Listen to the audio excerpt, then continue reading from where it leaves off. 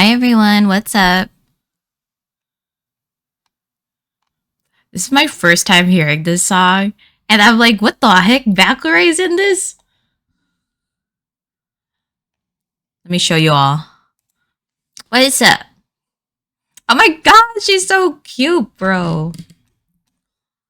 What's up, everyone? Hold on. I gotta show you all what I'm seeing. Hold on. Oh, no. Play that shit again. Happy Monday, everyone! We're gonna play the song again because I liked it. For all my K-pop lovers, we have Lay from... We have Lay from EXO and Love and Valkyrie. What the? And the collab. But happy Monday, everyone! Happy Monday. Hi, Coop. Hi, Magic. Hi, Kite and hi, PJ. Hi, Ducky. Hi, Jay. Welcome in, everyone. Yo, this song is a vibe. I love it. This didn't become a react at all, but I'm gonna, as we're vibing to this music video and people are coming in, I am gonna put our lovely form and pin it to the top if you have questions that you'd like to ask for today. You know the drill.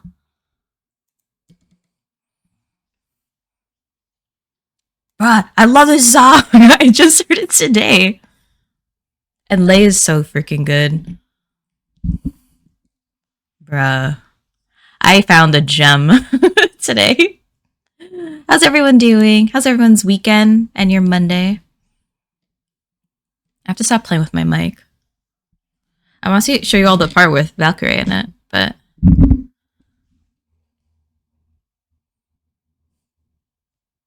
Babin.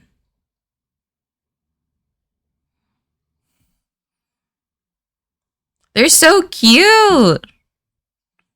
This is like how I want my Mondays every week. Hey.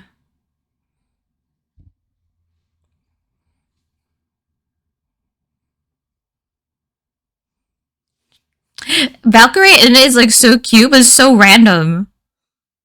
Oh, okay, that makes sense now. That's the story. She's the camera girl. Cute. Should I put? Maybe I should have this as a redeem.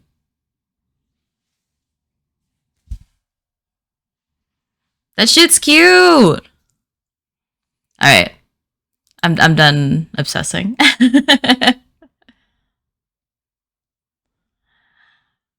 Rah, what's up, Reed? How are you? How's school? I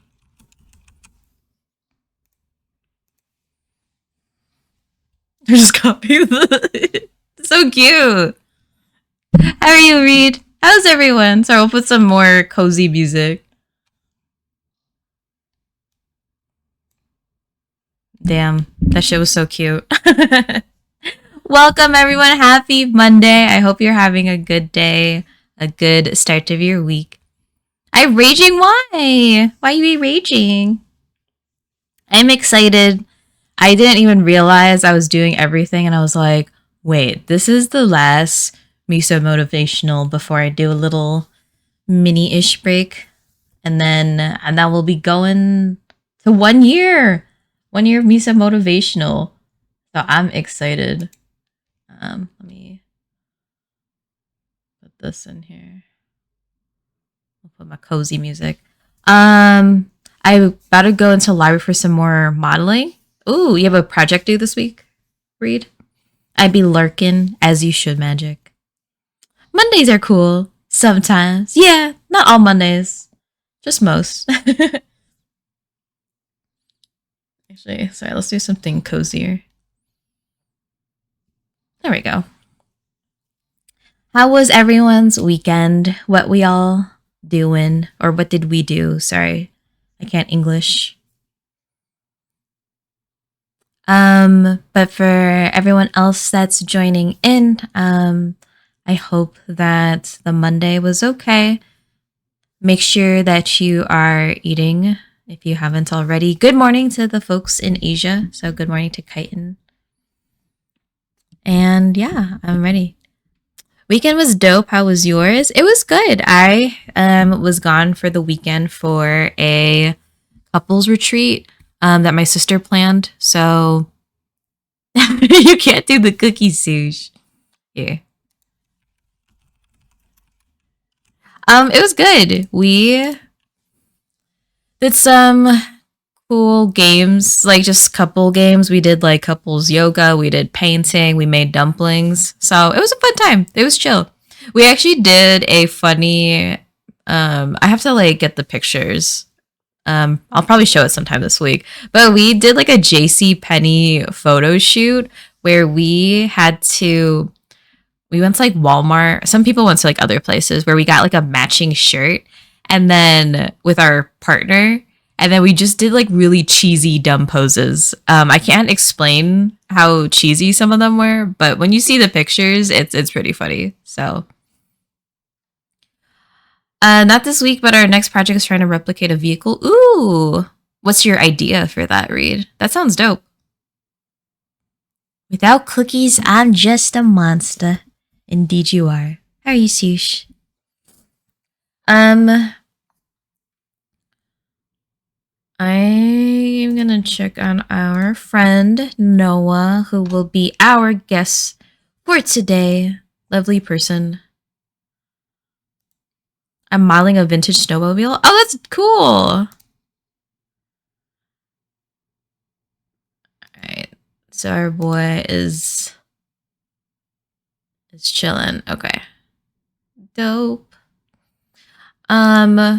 For those of you who are new to Miso Motivational, I will explain when we bring in our guest, but just wanted to check in and see how folks are doing on this lovely Monday and Tuesday morning for folks in Asia. So I'm feeling kind of stuffy too. But yeah, the couples retreat was really fun. It was nice and relaxing. We stayed up kind of late, so my energy hasn't been at its highest, but we're still going. We're still alive and breathing. And then yesterday, Sush and I started the new Avatar: The Last Airbender, the live action. So yeah, it was a good time. Although Sush technically fell asleep, so but I only watched the first 3 episodes so far. So just drink some water.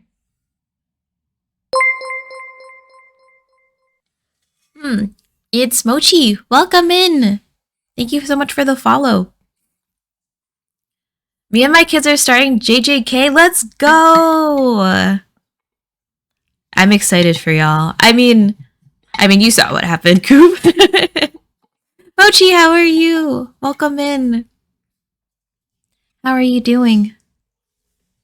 I think I saw you from Noah's stream, Sinbad's stream.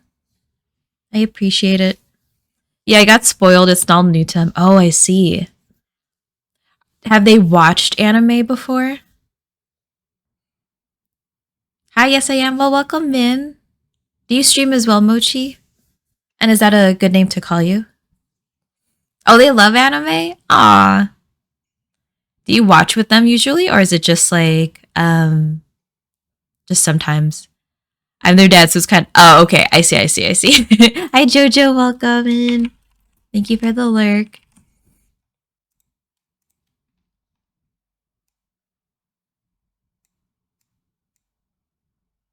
Oh, I gotta fix this. But yeah, we'll bring in our guests in about like 4-ish minutes. We were just it was funny because we were setting up and chatting for a bit. Oh no, you're good, Mochi. Do your thing. I was setting up with Noah before this, and we were just talking, and we were having like a good chat. And I was like, "Dang, this would be good when we actually start streaming."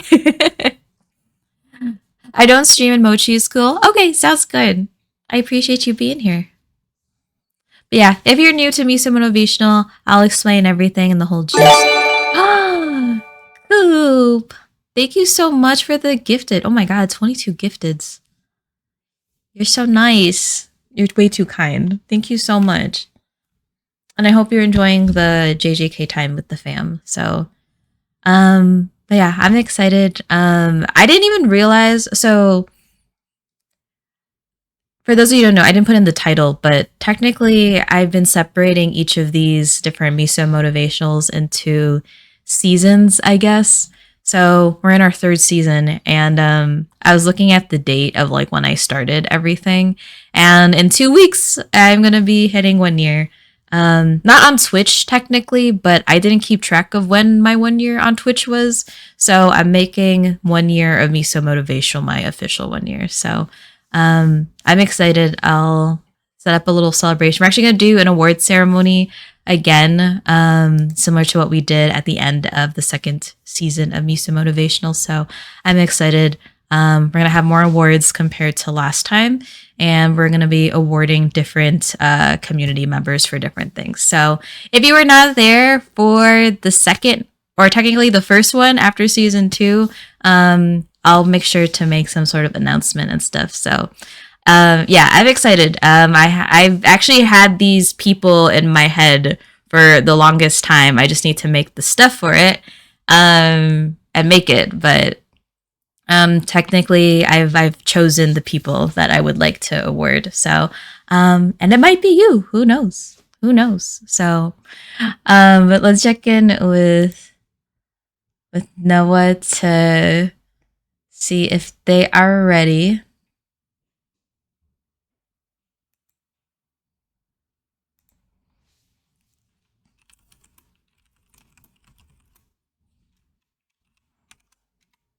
But yeah, I'm excited. So that was going to be our last guest for this week. And then, yeah. All right. Our friend is ready. So I am going to go fetch him. And I will kind of just explain everything and get ready for a good time. So it'll be a good conversation. So get your food if you haven't eaten already. And yeah, I'll be right back.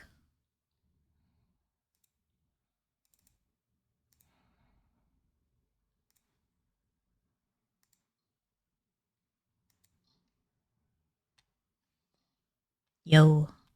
Hello, hello. All right. Just make sure we're good. And oh God. We're Gucci. There we go.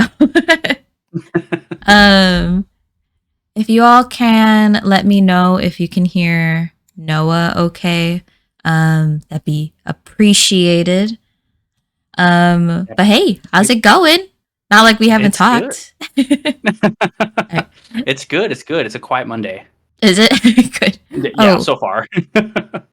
I realize I put the questions here like a dummy. Okay. Welcome. I have our little guest blurb over here. I don't know if you want to read it yourself. I've been making it the guest read it out loud. You're gonna make me read my own blurb? Heck yeah. Hello? Hello, yes, you should. Okay, yeah. And in your best announcer voice. Okay, where's it at? How do I gotta read this? Oh shoot, okay. I forgot I put it on. It's in my chat. It's in the chat. Okay. All right. So today's guest is the one and only Sinbad, aka Noah. He is an active duty military member, Vietnamese American, and avid gamer. Originally from Los Angeles, California, but based out of Oahu, Hawaii currently. When he's not working or playing games, you can catch him hanging out with his kitty Olive or at his local boxing gym. Check him out at twitch.com/yaboysinbad. Let's go. Very nice announcer voice. Thank you. I'll give my 10 out of 10 above. How's your day going? It's good, man. It's been quiet. I was telling my chat today was one of those days I just really did not feel like getting out of bed this morning. Mood. Yeah. You know those days where you're like, how badly do I really need this job? It's like can I afford a day to not go to work? And then you pull up your bank account information and you're like, okay, I really need this job. Yeah, you're like, yeah. I really got to go to work. Yeah, I kind of should. Yeah, I've been there 100%. So I rolled my ass out of bed, but it hadn't been bad too far. So surprisingly, Oh, good. Also, someone yeah, says that yeah. they like your Cyndaquil in the background. Thank you, thank you. He is my favorite Pokemon, so I had to Is represent. he? Oh, that's He so is. cute. See that I He is. had. He's from the very first Pokemon I ever played was Pokemon Gold. Uh-huh. He was my very first starter, so I have a strong attachment to him. Oh, that's so cool. And you got Hmm. a high noon. Is that a high noon? Or is that, I don't I do. know. Yeah. Love it. Yeah. I was That's my like, post-work drink. Relaxing. your like little Cynical is so cute. And then I have my plushie kind of ominously like in the dark. Oh Coop man. says his bias is Bulbasaur. I don't have a OG bias. Ooh, Bulbasaur is a good one too. I'm a Squirtle man myself when it comes to Gen 1 Ooh. starters. That was my OG. I don't know if I So have one. My sister has kind of convinced me to love Bulbasaur, so I'm gonna also go Bulbasaur fan as well. as I've gotten older, I think Bulbasaur has grown on me. But I Squirtle is still like that's my childhood. That's Squirtle Squad for true. life. Jinja also said Squirtle is their favorite too, so um you're right, Coop. Bulbasaur is number one in the Pokédex, so Dude, how do you beat Squirtle? He when you watch the anime, he like showed up with a whole squad with like these fly ass glasses and yep. just looked like yeah. Also, I don't know. hi He Jepro had and hi Riz before Jinja. Riz was a thing. True. And now everyone just wants to look as cool as them. Yeah, pretty much. Squirtle Squad was hella official. They were before people wanted to be similar to them. They had their own gang. Hell yeah, Coop knows what he's talking about. Exactly. Well, before we introduce you, I just want to welcome everyone who is watching here and watching on Sinbad, aka Noah's stream as well. Also, welcome in Kuya, Jepro, and Jinja. But welcome to our last season of no, last episode, not last season. Shit, I was like, we're gone for good. But welcome to our last episode for season 3 of Miso Motivational Monday. And if you are not familiar with what we do here, essentially we talk about life, different like mental health topics. So whether it be anxiety, depression, loneliness, or even just general things about like careers, school, jobs, just relationships. We talk a lot about different things, and we like to invite a guest every other Monday to kind of just share in that conversation and have a chat with all of you as well, and just offer different perspectives, share experiences, and yeah, just have like a nice cozy chat. So we are here today with your boy Sinbad. Give him a follow. If not, what the heck are you doing? Trying to give you a shout out real quick. Shout out, appreciate it. I also I feel honored to be on the season finale. Hello. yeah, no pressure at all. No, not even a little bit. I keep typing just your boy Sinbad, and it's throwing me off. For context, I ended up was it shouting Well, out the wrong. on Twitch, it is just your boy Sinbad. Oh God, I'm getting both of them confused. I'm getting both of them confused. I shouted out the wrong username in Twitch, and now I'm just lost. I'm just lost. It's just because it's slightly different on my Twitter because my username was already taken on Twitter. How dare they? I know, sad face. But yes, for anyone that's in Noah's community, on my side, we have a form pinned to the chat up above. I'll also put it again right here. If you've ever asked a question before, the form is anonymous, but if you would like to put your name, you're more than welcome to. But questions are open to the chat as well. So the first couple of questions, essentially, we learn more about Noah. We just kind of have some fun chats about whatever is kind of whatever we're feeling like, honestly. And then we have kind of like a guided conversation based on, some things that we're passionate about, things that we're interested in.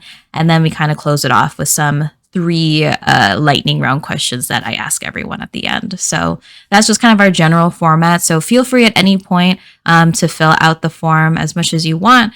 Otherwise, don't feel like you need to. I know there's some people who are comfortable asking questions in the chat. So whatever floats your boat. We're just here for the ride. So I'm excited. Listen, I am an open book for anyone, so please feel free. Perfect, because that's what we need. Well, I guess one again, thank you for being here. Yeah, thank you. Can you share? I know everyone's just like, man, I feel like this is like an interview question, but it's like, can you share a little bit more about yourself and just what have you been doing here on Twitch? Like, wow, what you do? Yeah. So, for anyone who doesn't know me, I'm your boy Sinbad. You guys can just call me Noah too. That works. I grew up in Southern California, so for any other SoCal people out there, shout out, or just California peeps in general. I said I am a military member, so it's kind of brought me all over the U.S. and all over the world, which has been pretty cool. I joined just a couple years ago.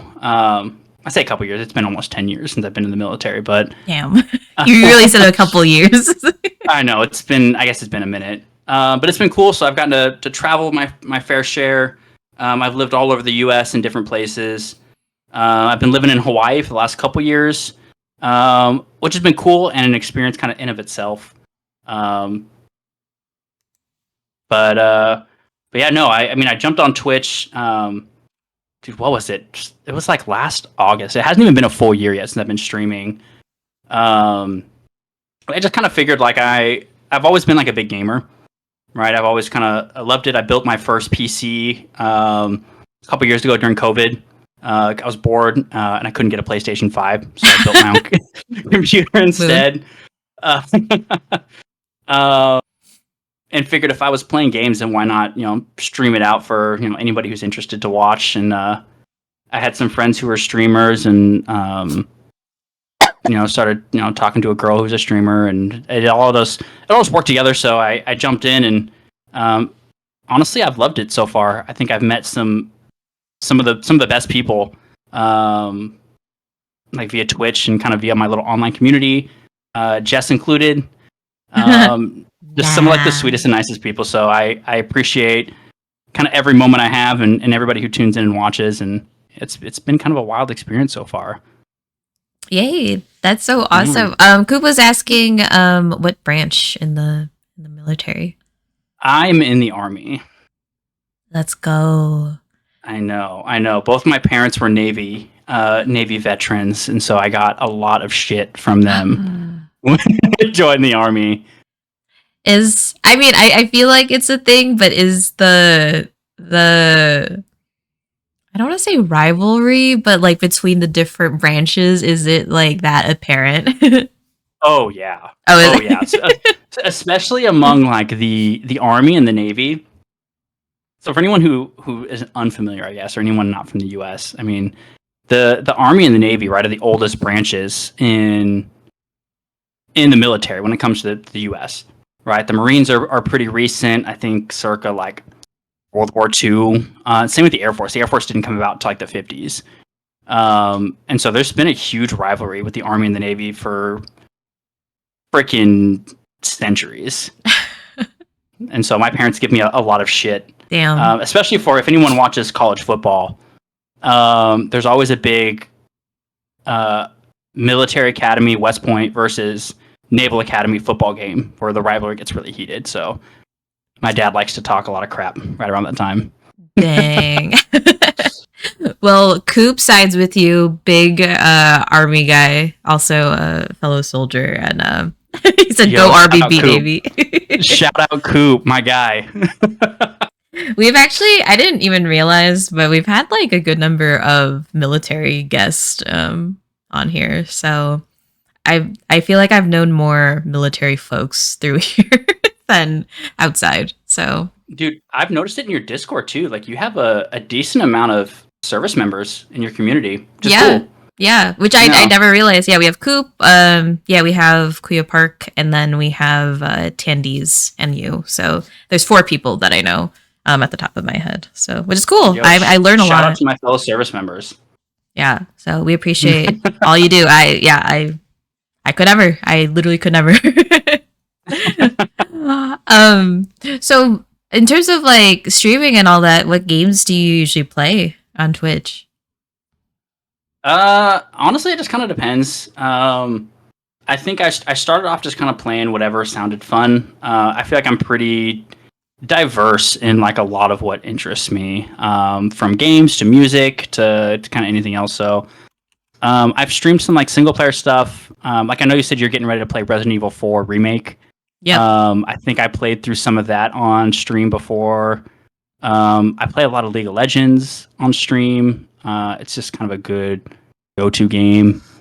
I played Overwatch. I've done some more single-player heavy stuff. I think I played through like Liza P, which is like a Dark Souls-esque game on Twitch. So it just kind of depends, but really anything that looks fun, whether it's AAA, whether it's indie, I'm down for anything as long as it's fun to play. Nice. Yeah. I guess in terms of hobbies other than obviously streaming and playing games and military stuff, what are some other things that you like to do? Yeah, dude. So I mean, I touched on it a little bit before, but I'm a big tech person. I think it started when I built my computer. Um, so I'm someone like when I get like into a hobby, I get like really into it. Like I dive full on. And so when I built my computer a couple years ago, I knew nothing about like PC stuff. Uh huh. And because I was so nervous about spending money to like, especially good money to like build a computer, Right. dude, I watched hours upon hours of like PC building tech videos. Yeah. And like no So I one got like helped you out at all. You just like figured it out yourself. oh god no, yeah, I just kind of winged it. Damn, good for you. I had to have like 2 people help me. They were just like, yeah, get this. And then I was like, okay, sounds good. Yeah, I just kind of winged it and watched a lot of YouTube and read a lot of articles, and so I got super into like the PC hardware building community, which is cool. Uh huh. I'm also like I've never been a big sports guy. You know what I mean? Like I'm not a big football person or baseball or anything like that. But I did get really into like MMA, like UFC, boxing, like that type of stuff. Yeah. I'm a huge fan of watching it. I do like to like go to like an MMA or boxing gym, so I like to stay in shape. I follow most of the big fights. I like spend the money on the pay-per-views, so kind of really big into that stuff too. Kind of How one of my other long big have you interests. been boxing for? Oh, dude, I started boxing in college, so it's been what was that? Almost 10 years too. Dang. Oh, okay. Yeah. Did you go into the military after college then, or before? No, no, no. So I had a military scholarship through college, Got it. and then part of my scholarship was almost like to pay back the scholarship. I had to join the military afterwards. Oh, okay, okay, okay. Yeah, yeah. So I joined the military directly after graduation. Got it. That's Yeah. cool. Also, people are loving your Cyndaquil again in the back. It's a star right now. You're closer. It's so cute. I love him too. Love it. Also, hi, Avon. How are you doing? Avon, is that also your favorite Pokemon? Then Eevee? I put my little Eevee there too. Dude, Ah! I got those in Japan at the Pokemon Center in Tokyo. Jealous. Wait, even the Cyndaquil? Yeah, both of them. I love it. That's Dude, adorable. if you guys ever get the chance to go to Japan, which I know it's like not an easy ask, right? It's, but if you ever do, the Pokemon Center in Shinjuku was really freaking cool and had a bunch of cool Pokemon merch and had this like giant floating Mewtwo statue, like a la Pokemon the first movie. If you guys watch that, A it was long really time. cool. Yeah. Yeah. Ah, that's cool. Avon says he loves little guy. I'm good, just having some dinner while watching y'all. Well, have a good dinner. I appreciate y'all chilling while you listen to us chats about different things. So Thanks for hanging out. Thank you. Thank you. yeah, and then I know we have some folks in Asia as well. So I hope y'all eat breakfast wherever you're at, or just eat food in general. So um, well, I guess I had a little icebreaker question. And then feel free, folks, if you have questions that you would like to ask Noah. Again, you can put them here. I'll always kind of keep reminding folks. You can either ask them here if you like to be known, or again, we have exclamation point form where you can ask in the Google form and like just ask anything. Ooh. So feel free. And then if you also want to use the form, if there's people in your chat as well, I know you can too. So yep. Well, my icebreaker question, I was now thinking of two, but we'll start with this one first. Actually, no, I'm going to go with the second one because it's relevant to what you just said. Okay. You said you went to like a ton of different places like during your time in the military. And I guess it doesn't have to even be military, but what's the coolest place you've been to? Oh, dude. I think so. A couple years ago, I got a chance to go to, it was still Japan, but I got a chance to go to Kyoto, Japan, and I've been to a couple different places in Japan. I've been to Okinawa, I've been to Tokyo, I've been to Kyoto. But I think Kyoto was the coolest. I think it was like the most, it had like the most culture, right? I think like when you compare Kyoto versus Tokyo felt like it was really cool, but it felt like a big city, right? It felt like New York, but more techie and with a lot of Japanese people. Kyoto was cool though, because it felt very like, it felt like you were in Japan, right? It felt like you couldn't get that feeling anywhere else but in Kyoto. There were people in, was it onsens, in like the traditional robes. There were like a bunch of cool Japanese temples. And I think it's like one of the more culturally significant places in Japan. So yeah, probably there, and then Tokyo is probably a close second. How long have you been in Japan for? Dude, I went last fall for about 2.5 weeks. Dang, that's like for work. That's like a solid amount of time. I know. Well, so it wasn't all in Japan, right? Last year I was in Japan for like a week and a half, and then I was in South Korea for like 3 or 4 days. Okay. So I kind of bounced between the two countries, but kind of in that area, right? I was traveling for like 2.5 weeks last fall. Mm-hmm. And then before that, I'd spent about a week in Kyoto a couple years before that.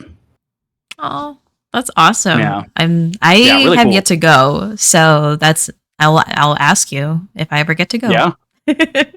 It's cool. It's one of the benefits of living in Hawaii is that I'm so close to, relatively close, right? But close to kind of the Asian countries over there, that work sends me a lot to different places over there, and then it's easy to travel on my own. Mm-hmm. So I went last year. I think I'm getting ready to go again, like this summer. Again to Japan? Yeah, Japan and Korea. That's dope. Yeah, so I think this time, instead of spending some more time in Japan, I'll probably try to spend some more time in Korea and explore that a little bit more. How much are you given like enough time to explore things? So I know you're there for like work too. Yeah, so that's the thing with depending on why you're going in the military, like at least for my trip coming up, they're going to give me the opportunity to like take vacation on the back end. So the military will fly me out there, but that also means they're obligated to fly me home. And so even if I take vacation on the back end of my trip, like I'll take vacation and I'll stay in the country. And then the Army will just pay for my ticket home whenever my vacation's over. Oh, that's cool. Yeah. So the only thing I have to pay for is, like hotels, you know what I mean? And obviously like stuff I want to do. Yeah. So I think I might just take some extra vacation time on the back end of my trip so I can spend time as a tourist. Yeah. Oh, that's exciting. Yeah. I love that for you. Yeah. Also welcome into Mama Burger and Ducky. Welcome in. Burger. Hello. Burger says hello to you. Welcome. For those of you again who are just coming in, we are here for our final episode episode. I don't even know. Of this season. And we are here with Noah, aka Sinbad. So we're just kind of chatting. We're just getting to know him for a little bit before we just talk about life and things like that, just to kind of ease ourselves in. So if again we would like to ask a question, we have the form pinned up at the top. Mid-season finale. Oh God. No, Hey. this technically is the season finale. Yeah, there was no mid-season, was Christmas. Damn, long season, Actually, bro. actually, you know what? Mama Burger was the start of the finale of season 3. So, in honor, we have the beginning, and now we have the end. But yeah, welcome in, Mama Burger. I hope you're doing well. Hope you had a good Monday so far. So I appreciate you. Hello, everyone. We were just talking a little bit about Noah's travel experience since he is in the army. Support burgers for a great end to season 3. Exactly. Hey. We love burgers. My next question, or my next, mine was kind of a silly icebreaker question before I was like, oh, I'm going to actually ask him about his travels because you play League like no other. My question was, if you could be any League character, who would you be? Dude, so I saw that you had like put this on our little outline, and I thought long and hard about this. I hope you know. Okay. Like I was stressed about this question of everything that you had written down. I was like, fuck, dude, how am I gonna answer this? Like, I don't know. Well, I'm glad that the hardest question is in the beginning. Dude, so I think I narrowed it down, right? Okay, let's hear So it. I don't know how familiar you are with League characters, because I know you play like knockoff League on your phone. Okay, well, I play TFT. I used to play TFT, so I'm aware-ish of some Okay. characters. So I think that Yasuo would be cool because Okay. being like a badass samurai That's would valid. be like pretty sick. And I just think he's a cool champ. But I think if I had to pick one, I don't know if you know who Willip and Nunu are. Oh, the big I don't even know what he is. Like a big Yeah. Yeti looking guy. So Willip is the little kid, Yeah. and Nunu is the Yeti. Uh-huh. And I think that like I would love to like be best friends with like someone giant and fluffy and soft that just lets me ride around on his back all day and That's like throw so snowballs at cute. people. That's so cute. That's such a simple existence, and I love it. So I feel like probably Nunu. I feel like versus like Annie, who has just like this like really menacing teddy bear. It's like also a little kid with like a big guy, but it's like not as cute. It's I mean they can make it cute, but they're very menacing. Dude, I was thinking of like all the other champs today, and I was like, they all just like are fighting like inner demons or like like warriors, or just like all of their lives just like I was like, dude, they're cool champs to play, but their lives in real life probably are miserable. So I'm gonna hard pass.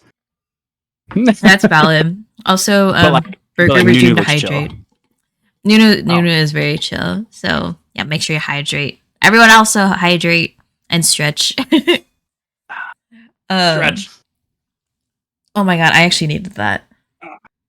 I don't know if I told you, but I just recently got a fitness coach, and I need to get dude. I'm trying. Dude. I'm trying to look good for this wedding next year. We haven't decided. We haven't decided on an official date yet, but we're looking at a venue next week, and I'm hoping that we can solidify a date by next week. So, dude, hell yeah. I'm gonna just. I don't know how much you want to talk about this on stream, but I know, and that's okay. But I definitely think like if you have like a date in mind, because most of the time, like when you shop through venues, they'll ask you like, well, what dates were you thinking? Right. And that'll let them know like what dates they're free. because usually you have to book a venue like a year in advance. Right. That's why I was. It's like far as fuck. Well, the place we're looking at, it's a hotel, but it has like a golf course and it's pretty big where it's like you can Mm, still take nice pictures. But they didn't have like a in season off season price like other venues did. Because mhm, if there was that, I was looking at April for the off season price to just kind of like, yeah, it's not summer and fall and stuff. mhm. Um, so we're either looking at April. So I was like, we need to book this now because it's up like March next week. Well, I imagine like Otherwise, really off season would have been like February next year, right? When it's yeah, cold as all heck up there. I don't know right. who's doing an outdoor wedding in -20 degree like Midwestern weather. Dude, it's like end of February right now and it is hot. Like I'm sweating. Like I think it's like 40, like 50 degrees. I'm sweating right now in Chicago. Like it is hot for Well, us. you said it's how hot? Like 60. Actually no, not even. It was like high 40s, 50 degrees. Dude, get out of here. That is not. No, Get out of that here. dude, Midwest weather, that is hot as heck. Like we No, were no, no, going no, on no, a no, no, walk by the no. lake. I am sweating, bro. Dude, anything sub 70 degrees is cold. That is crazy. 70 is like I like you need to put like shorts and a t-shirt on. Like my warm Hawaiian blood right now could not do. Under 70? Yeah, dude. Like I was in California like a week and a half ago, and then in Texas after that, and it was like, I don't know, 30, 40 degrees. And I was like, what is this freezing ass weather? Stop. See, we have the Midwest folks in here representing. Yeah, like for February, 50s, 60s is like this is what we expect in like late March, like April. And sometimes like snow just like dumps on you like randomly. So, Dude, that's why at one point I was considering like, I guess settling permanently in the Midwest. And I don't know, like that sounds wild to me. I don't know if I could do that. you don't get used to it, but it's like it's just a way of life. I don't know. It's yeah, like I talk to people whenever it snows each year and it's like everyone's just like, "Man, we just hate this." It's like it's not. Um Reed says So 60 degrees is a light sweatshirt weather. agreed, agreed. I guess cold in Hawaii is anything that you can't wear shorts and flip flops. Okay, That is that's that is that valid. is Hawaii casual. That's valid. That's valid. So you had a question? Yeah, so I have Fork said that he had to book his wedding venue 6 months in advance. He's Viet too, so he had to do a 10-course meal. Yeah, dude, I feel that. 10-course meal? Um, yeah, dude, Viet weddings go hard. Oh, I've never been to a Viet wedding. Actually, I kind of did, but it wasn't like a traditional Viet wedding. Yeah, Viet weddings go super hard. But definitely like the 6 months in advance, like even 6 months, I feel like can be like a short turnaround. Yeah, I think if I had to plan a wedding in 6 months' time, I think I'd be panicking.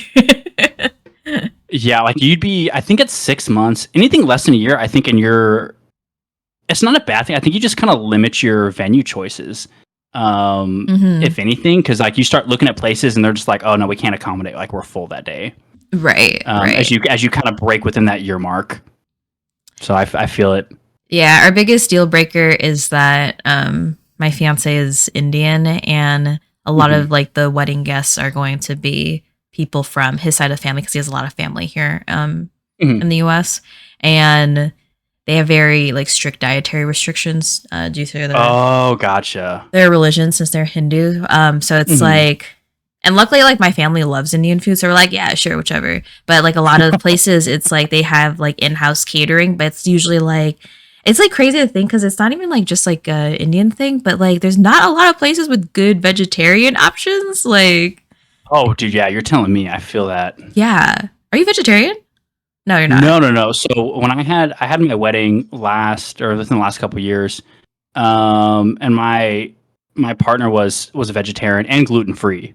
Oh gosh, So trying to cater a wedding around, if because like not all my guests were vegetarian, right? So we still had normal options, but we obviously wanted to give her something to eat while we were there hmm, because it was our fucking wedding. right. So we had a vegetarian option, and then just trying to find like gluten free like desserts and appetites, like it was. I feel you. It was a pain. Yeah, so that's our biggest thing right now is just finding something that works with the Yeah, food, and that has just like kind of flexible-ish catering. So the place that we're looking at does have that, and it's at a reasonable price. So we're like, please, let's just like, I'm not super picky. If it works, let's just like full send. I get you. Yeah, so we're ready. Fork says my Indian friend had a wedding celebration that lasted 7 days. 7 days.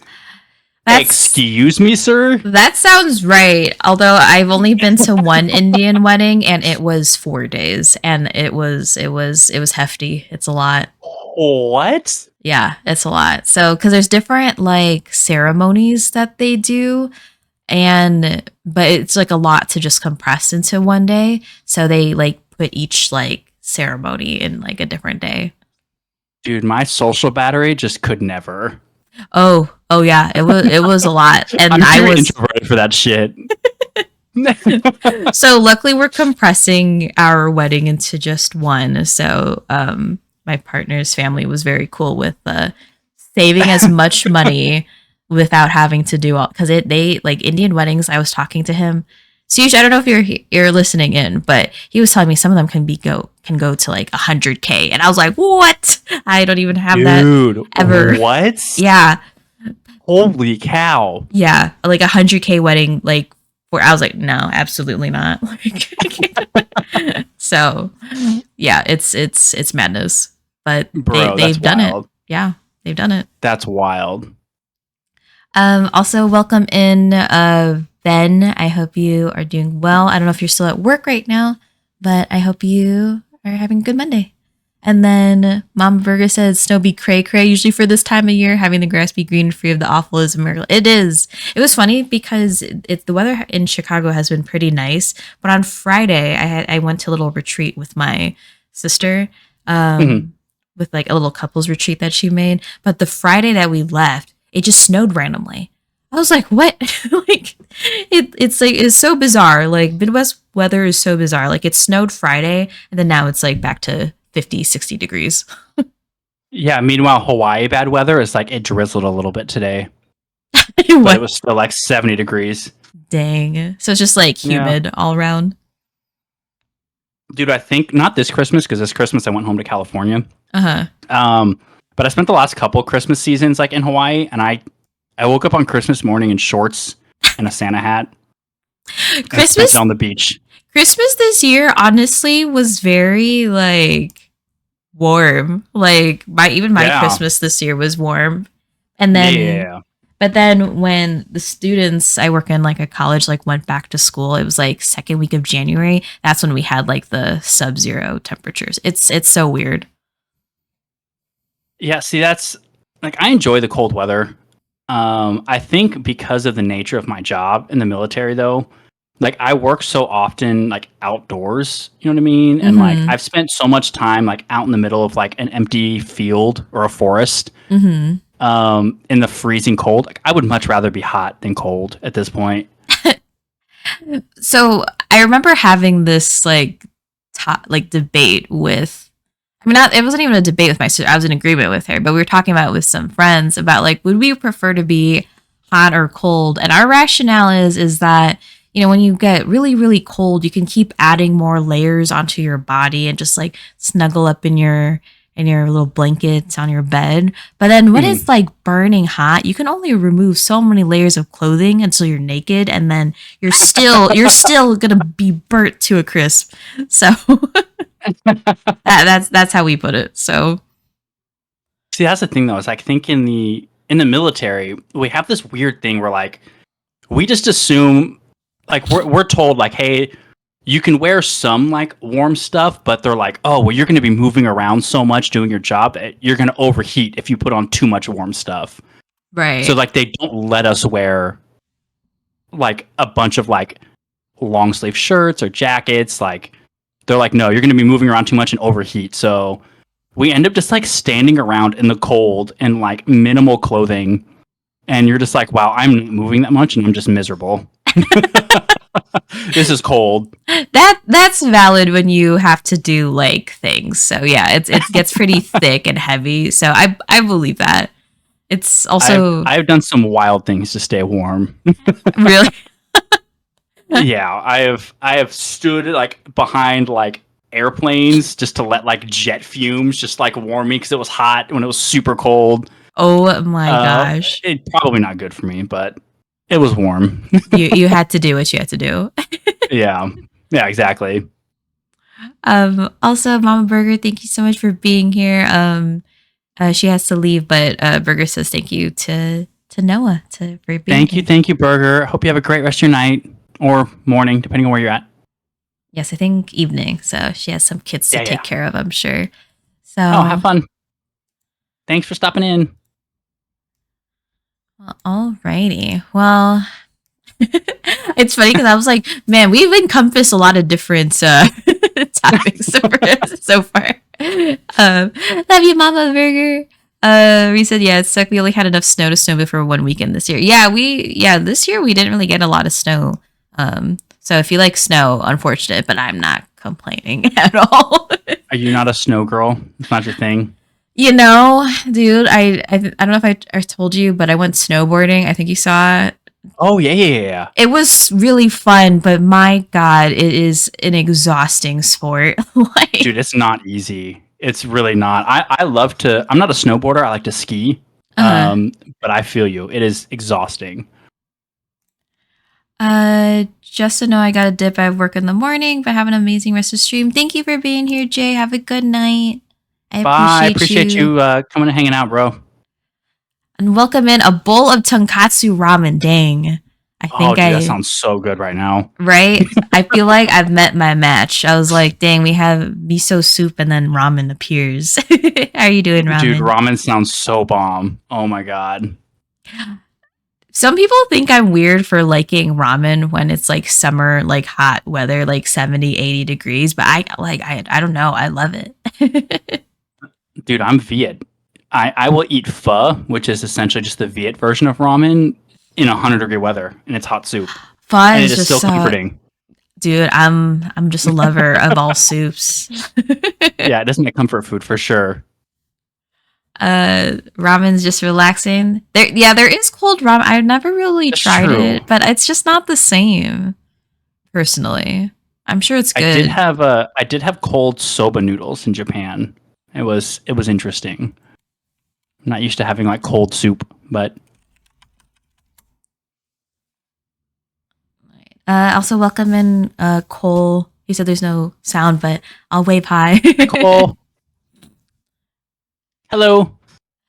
I'm glad that you're relaxing, Ramen. We're just talking about random things right now, and before we hit into the heavier, deeper stuff. But before we get into it, Fork said, "Did your butt get bruised from snowboarding?" Oh, that's what we were talking about. Yes, I did hear that when you snowboard, that like a lot of the time you spend it like on your butt because you just fall so much. Yes, I did. Also, hi Weiss, welcome. Back to the snowboarding. It is an exhausting where I felt like I was doing burpees every single time because like once you fall, I'm either on my knees or on my butt, but to get back up, I have to like really push myself. And I think it kind of goes back to what you were saying, like when you're like in cold weather and you have to like have a ton of things on for like military stuff, like you're in a heavy coat, like try not to get wet, and you're trying to do like essentially a half a burpee to like get up. Dude, I just wanted to stay on the ground. I was on the bunny slope at the top. The guy was like, he's like, you're never gonna learn until you go down. I was like, dude, I'm tired. I'm gonna stay up here. You can't force me to go down. Dude, so I think the very first time I went skiing, I was like just learning. I was like maybe 13 or 14 years old. Mm-hmm. And I was also on the bunny slope. And like I felt like I was getting the hang of it. I was like going down pretty good. Yeah. And so I was like, I think it's time to upgrade to like the intermediate slope, right? Intermediate. And so I went. Yeah, so I went to the top of like the bunny slope, and there was another ski lift at the top of the bunny slope. And I was like, well, the obvious progression is that has to be the intermediate lift, you know what I mean? That's going to go up to the next level up. Because I was like, just kind of steps. Yeah. It was not the intermediate slope. Don't tell me it was Turns like out a black. dude, it was like one of the harder slopes on this mountain. And I Oh. got to the top and like I had just learned how to ski and I was like, dude, there's no way for me to get down now. I have to go down.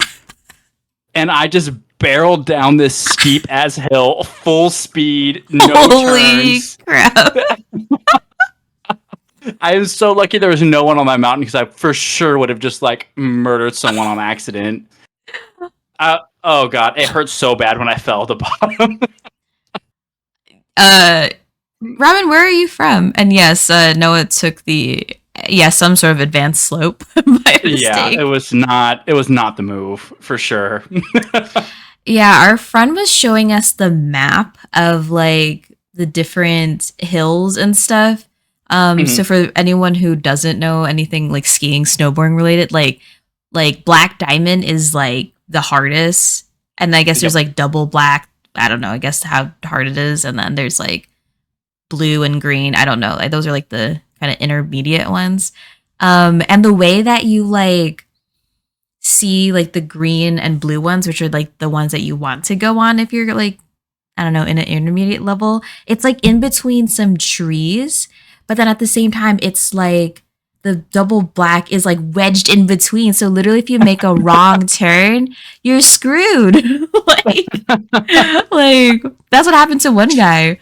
Like he actually no, it was funny. We saw him come down, but then he beat everyone else, and I was like, dude, where did you go? And he's like, yeah, I followed everyone, and they went down like a green. He's like, but then there was like nothing.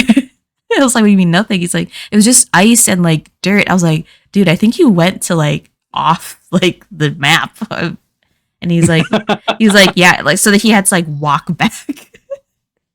So, fun fact, skiing was like one of the first dates my parents ever went on when they first started dating. And growing up, my dad would tell me the story about how my mom like was trying to impress my dad and told her that she was like a good skier. And my dad, who like liked to ski, was like, "Oh, that's cool." And so they went to this ski slope, and my mom had never skied before. Like, she was lying her ass off and just trying to impress my dad. So they went up to this top of this like probably intermediate to expert level slope, and my dad, the way my dad tells the story is that he was like skiing down this mountain, and like he just looks backwards and just sees my mom just barrel down this hill like full speed.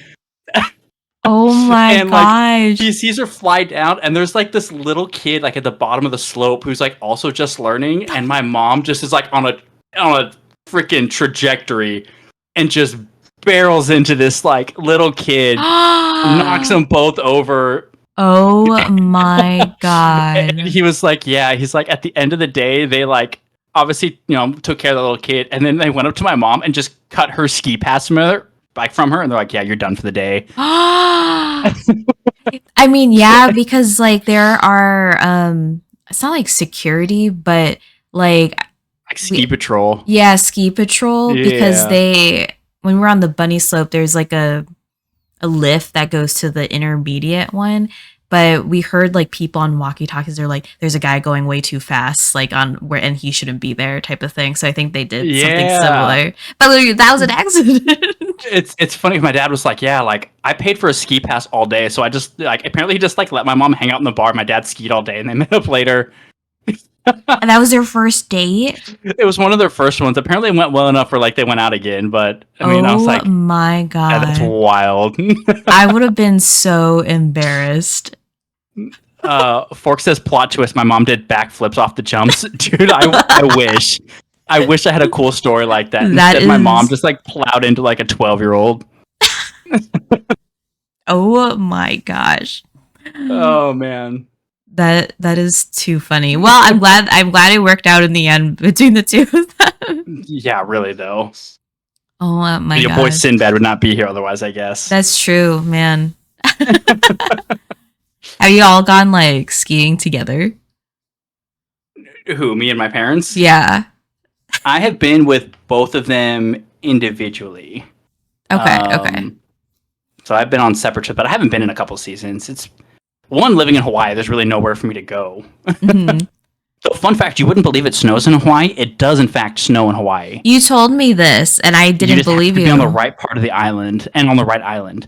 But if you go to the Big Island, the actual island of Hawaii, they have the volcanoes there are like several thousand feet elevation, so Mm-hmm. it will snow on the Big Island at the top of the mountain. But is it like a good amount of snow that you can No, like? no, no, no. Oh, It's not like ski resort snow, but it okay, is okay. enough snow for you to see snow. Okay, okay, okay. I was going to say, I was like that. If people like go to Hawaii to go skiing, I'd be very impressed.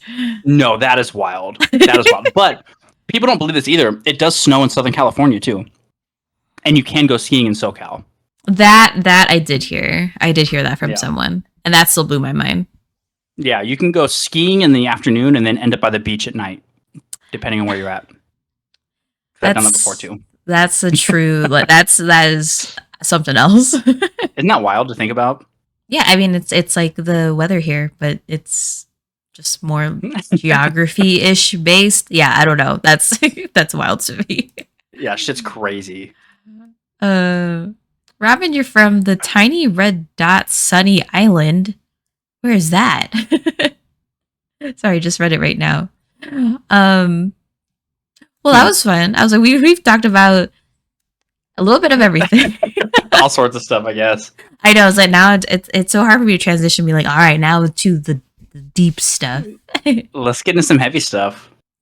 Oh, Ramen, you're from Singapore. Welcome and good morning to Yo, you. what's up, man? Representation. Hell yeah. Are you at work, Ramen? Or are you just chilling right now? Um, let me pull up my questions here. Mm-mm-mm. Um, so I know we were talking a little bit before Mhm. us streaming and all that about what's kind of like some things that we want to talk about, and I know that one thing that we both were passionate about was just talking about mental health, and I know that there were some things that you've wanted to share as well. Yeah. And just because in general this topic's a little heavier, I just want to preface this for anyone who's just listening in and things like that. If this is like not your jam, it's a little triggering for you, feel free to like step out or come back in like 30 minutes or so. Just so that if things do get a little bit heavy, at least you're aware. But otherwise, yeah, come hang, ask questions. Again, if you have questions for Noah specifically, or even myself and things like that. So, I'm a stay-at-home parent. Very nice. Oh, nice, nice, nice. Hope the little ones aren't taking over. That's so awesome. But my first question to you, Noah, is I think everyone has kind of like their own little interpretation of what mental health means to them. So, what does that look like for you, and what does that mean for you specifically? Yeah, man. So, like, mental health to me is, and I don't know if a lot of people think of it this way, and I think that they should, right? Is I think mental health is just like, or just as equivalent to like your physical health, right? I think it's just as important for you to take care of and seek help for if you're struggling with it, right? In the same way that like you would go to the doctor if you were sick and seek professional help to help get you better. I think that mental health struggles are just as much as it's like you can go seek a professional to help get you better, right? And I think both are equally treatable, both equally as important. And I think that for a long time, your people's mental health has been something that has been almost like a little bit taboo to Mm-hmm. talk about, and hard to talk about, especially among maybe some of the older generations, our parents' generations, our grandparents. The mentality around it has been a little bit different than I think our generation and then Gen Z has been. But I think that like we're doing a good job of kind of making it a little bit more visible, and kind of opening the discussion about it. And I think the more we can talk about like what mental health means and what it means to really struggle with it, and like what it means to really seek help to get better, I think we normalize it a little bit more. Mm-hmm. And I think the more that we can make it seem normal, you know what I mean, and make it seem like it's not like people aren't weird, people aren't unique, people aren't aren't abnormal for struggling with it. I think it's a very normal human experience to struggle with your mental health in some capacity. Mm. But I think the more we can normalize the fact that people deal with it, the more comfortable people will be with seeking help for it. Right? In the same way that nobody thinks you're weird for going to the doctor because you got sick, no one should think you're weird for going to a therapist because you're struggling with mental health. Right. So I think that, yeah, definitely like the more we talk about it, the better I think we are as a society for it.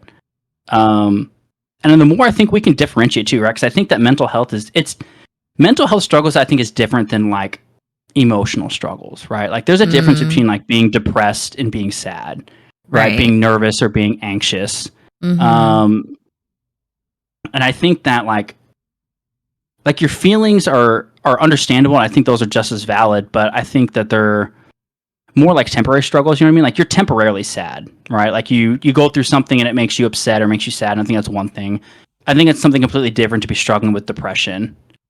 Um, and I think that there's a line between the two. And I think it's good for if you're going through it to know the difference between the two. And I think it's just as important for people listening to someone's struggles to understand that like, hey, if I'm going through depression, or a depressive episode, don't just tell me to cheer up, right, or be Mm. happy, because I'm not just sad, right? I'm depressed, right? Or I'm not just a little bit nervous about work tomorrow. Like I'm suffering through like anxiety. Like there's a difference, and they should be kind of treated a little bit differently. Yeah, I think it's important. yeah, I like how you phrase that because I feel like sadness is not like temporary, but like sometimes it's something that happens and then it can kind of go away at some point. Depression Mhm. is more kind of like a long term. It can kind of sustain um over quite a while, and it actually affects like your behavior, like your moods overall. And same thing with like nervousness, anxiety. Like, yeah, you can get like nervous like when you have like stage fright, like Mhm. before like performing, but then once it's over or you're done with the thing, it kind of goes away. But anxiety can be something that persists over a longer period of time. Yeah, So 100%. um, Raman said, unfortunately, it'll be a very long time before stigma and mental health is truly removed. And I think that's interesting that you come in here, Raman, with especially since you're from Singapore, because definitely cultural wise, like, I mean, the two of us are here in the US, and at least for us, we can say from our experience, I can also agree too that, yeah, like it's very more normal for people to say, like, yeah, I'm going to see a therapist or I'm taking medication for Mhm. XYZ and talking about that. But we don't know what it's like in places like Asia, like how often people talk about mental health or how often do people in Asia go to a therapist and things like that. So feel free to share your perspective too, Raman. It will help us Yeah, also talk about that. Raman, I think you have a good point too, man. It's like, and like my mom is an immigrant, right, from Vietnam, so like I have a little of that perspective, and but I did grow up with the more American side of my family because my parents divorced when I was young, so I grew up with my white side. And they were former military, so like they have their own kind of belief systems on what mental health really means. But I've heard from a lot of friends that grew up, especially in like with immigrant parents that just had maybe especially older immigrant parents that just had different mentalities on what mental health is, and a lot of them kind of grew up being told that mental health was like a crutch or an excuse or basically just made to believe that like mental health struggles were fake or not real or Mm, just kind of imaginary. And I think, like I said, our generation has done a really good job at kind of helping to break that wheel a little bit, um, and just talk about it in a way that makes someone feel not so alone in going through what they're going through, and letting people know like, hey, what you're going through, like there's other people that are struggling too, and that's okay. It's okay to not be okay. It's okay to struggle. And it's whatever you're going through is a very real thing. And it's okay to need help with it. mm. Yeah, and I love that. And also welcome in, Decky. How are you? Hello, Um, Ducky. And it's interesting too. And I think, we can talk about mental health across many different dimensions. Like, we're talking culturally, like how does mental health look like within Asian culture versus like other cultures. But we can even talk about it in terms of like, in gender too. Mhm. Typically like women are, they say we're like emotional. We talk about our feelings, and like if we're feeling sad, like we can talk to XYZ. And then Mhm.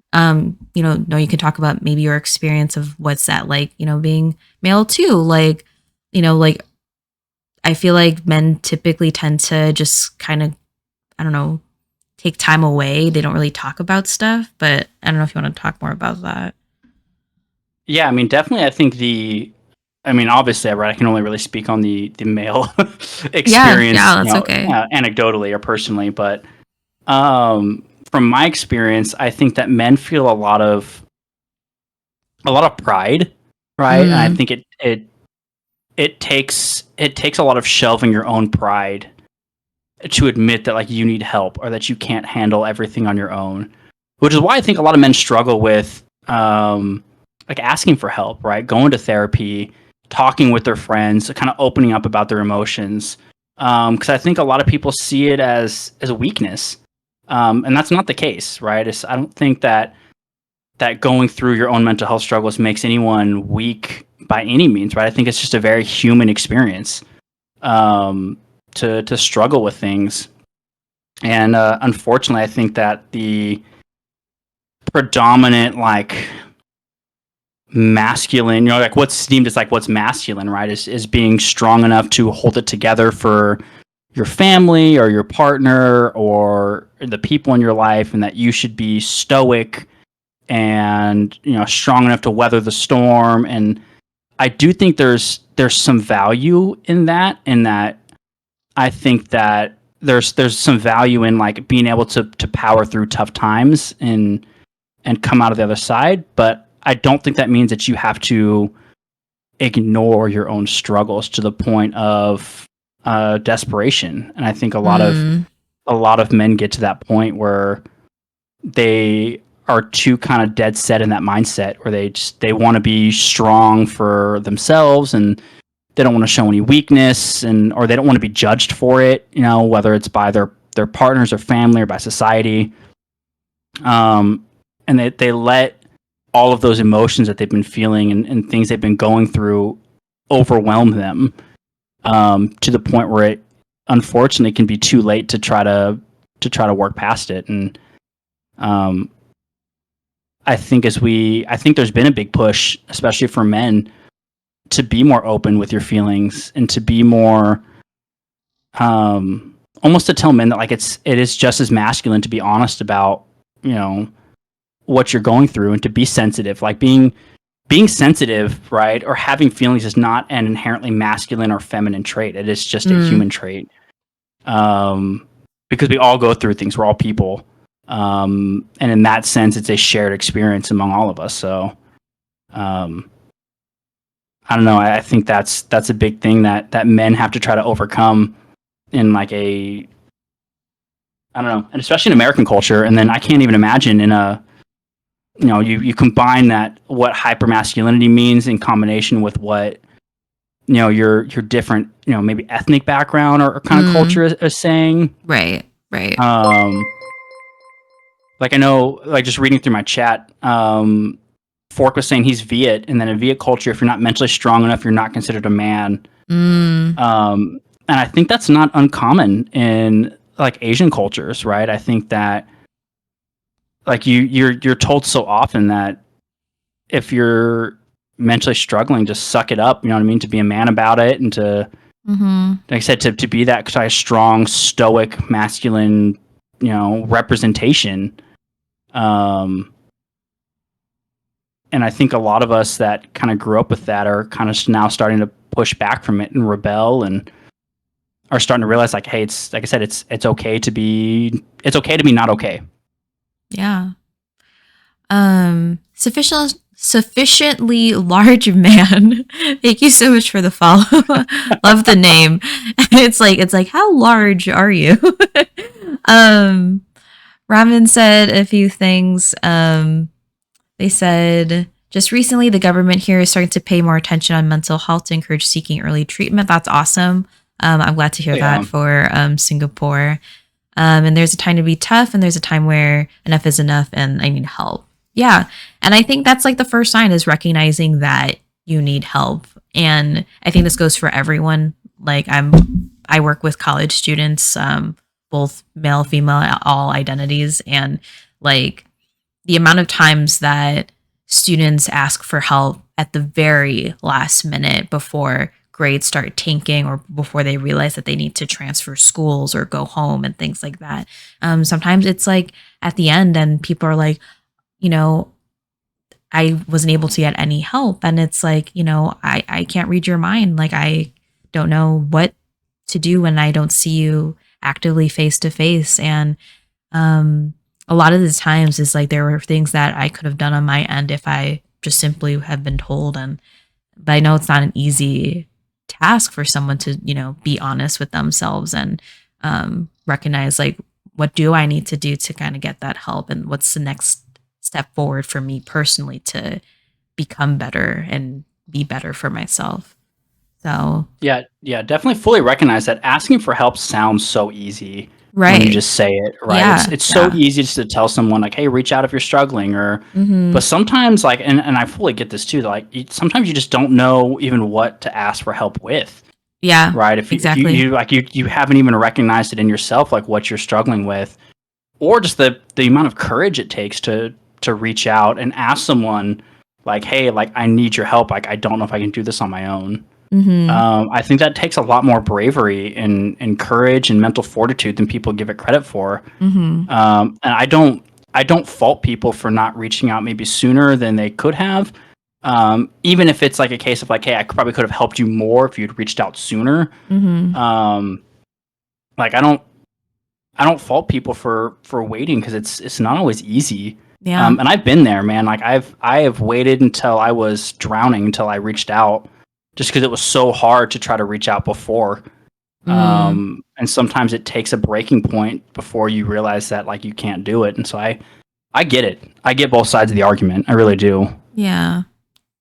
And feel free to share whatever you're comfortable with. Also, hi, Asia. Are you winning, son? We're winning in life. At What's least up, I Asia? think. How are you doing, Asia? Asia is a pro energy drinker. Yo, same. Me are too, bro. are Me you too. really? Oh, I drink so much caffeine, it's unhealthy. What's your energy drink of choice? Oh, dude. So I used to when I deployed to Afghanistan in 2018 Mm-hmm. with the army, and there was a point where I was drinking, I don't know, 3 or 4 shots of espresso plus like 2 monsters Oh my plus god. like a Red Bull plus like something else in it just to get me through the day because I was so tired. I pulled the this and this. I'm sorry, Asia. That's what you get for letting me follow you on Instagram. Is I just see your energy drinks in your story every day. Hope you're doing well, Yeah, Asia. I'm not nearly that bad now. Now I'll do like a cup of coffee and like maybe a monster. But Okay, okay, I've been trying to cut back to like just coffee. okay. You're Just working coffee in the there. You're morning. working there. Yeah. Yeah, slowly but surely. Love it. Um, my brain got sidetracked. By Asia. Nothing wrong with Asia. We love Asia. What were we talking about before? Mental Um, health. yes. Hi, Dandies. Welcome in. Hello. Rama said a lot are hesitant to seek help because of upbringing and society has bred that stigma. Yeah, Yeah, absolutely. no, I think that's exactly my point too, right? Is people grow up hearing it from all these older generations, and I think it's taken until recently, right? I think millennials and Gen Zs have done a really good job at making it so much more normal, not even just to feel, but to talk about. And I think talking about is the first step because I think so much of mental health and so much of what's wrong with going through it is you just feel so like isolated and lonely, Mm-hmm. especially kind of specifically talking about like depression, right? Like if you're struggling through depression, and I get it because I've struggled with it, pretty much my whole life, but it's so easy to feel alone in what you're going through, and to feel like people don't understand or people don't get it, or you know what I mean? And that's what part of what makes it so hard to talk about is you're like, why would I talk about what I'm going through if no one is going to really get what I'm going through? Mm, You know what I mean? Like, why would I open up to someone if they're not going to really understand me? right. Or if they're going to tell me just to try being happy, try going outside, try doing X, Y, or Z thing. And people just don't get it, right? If you don't go through it sometimes. Right. But I think that we have done a much better job recently in talking about people's experiences going through it, that it's a lot easier to go through it knowing that, like, hey, I'm not the only person I know going through it. There's other people, not even just in the world, but maybe even in my like close proximity that are suffering the same way I am, that understand and that get it and might be able to relate to what I'm dealing with. Uh, Hi, Muggy. Good morning. Um, oh my gosh, my eyes itchy. Ramen says the fear of getting teased. Sorry, I cannot see. And getting treated like an She's not crying, outcast. her eyes are itchy. I Don't worry, guys. know. I'm trying not try not to rub my eye. Someone's Um, cutting onions. I know. I but yeah, no, and that can be hard, especially depending on like what your um background is and kind of just like what's the culture. I think it's my allergies. It's like it's getting too warm, all the pollen's coming out. I mean, I'm not outside, but oh my god, I'm so sorry. I'm also like stuffy too. Um, but yeah, no, and that can be hard if like having that fear of being judged, and I think that's why creating a safe space like this where it is normalized to talk about. Imagine having allergies, Ducky. Shush, shush. My mods make fun of me all the time. I think like creating a safe space where having talks like these are normalized. Thank you for the hydrate, Muggy, and stretch. Um, it's important because it allows people to no longer have those fear of judgments, because it's like literally I remember like just sitting in like an airport, or I don't know, even coffee, and people are just talking about like, yeah, my therapist said XYZ and things like that, and Mhm. it's cool to hear that, like for people to say that out loud in public, because it's like we need to have these conversations knowing that it's like it's normal to have these experiences, and like you said earlier, to not feel shamed. And I think for people to have more exposure to conversations like this, um obviously it's not going to get rid of the fear right away, but at least is like Mhm. a stepping stone to feel a little bit more comfortable about having a place to talk, and maybe continuing to talk with others about it. So and Muggy and Ducky, I will give you your affirmation at the end of stream. Yeah, I mean, I would say even in like the world of dating, right? Like I think for a long time, like you almost as a man worried that like a girl would think that you were, I don't know, somehow judged for seeking mental help. Mm. Um but like recently, man, like I have seen so many girls talk about how like attractive it is when a man will like is like seeing a therapist and working through his own trauma. You know what I mean? I Like there's almost something like inherently like magnetic about a man who's like willing to self actualize enough to realize like, hey, I need help going through it, and I want to work through it. And I think on some level that has to be encouraging for men out there to know that like, hey, if I'm dating this girl, or like, and I mentioned that like I'm going to see my therapist this week, she's not gonna like instantly think I'm like some whatever, you know what I mean? She might actually be attracted to the fact that I'm getting help for myself. So Yeah, which is honestly it's so valid. I mean, I also saw AG. Hi, AG. Welcome. AG is the mental health boba queen. Boba Queen, hello. Yeah. Let me give you a shout out. For those of you that don't know, Adri, wonderful streamer, literally talks about mental health and a lot of other topics whenever she streams. So she does essentially what I do, but like on the daily. Hell yeah. Shout out Adri. Adri said self-awareness and humility is hot. Yeah, I mean, well, because I think, at least for someone like me, when you like watch shows where you're like, oh yeah, there's like the bad boy, they're like the good looking guy, and it's just like they have a lot of baggage and trauma and stuff. That's why they're the bad boy, and then they're just like, I can change him, that mentality. But it's like, but you realize you're doing more harm than good, and for someone to know how to already like unload that baggage is very mature and just very healthy, and it's like we need more of that. Listen, the thought of the mysterious bad boy with trauma sounds hot. I think the reality is much less hot. And how many times have I fallen for that? We won't talk about it, but it's happened. It's happened. Yeah, like like I said, the thought of it, the idea of the bad boy probably is more attractive than the bad boy itself.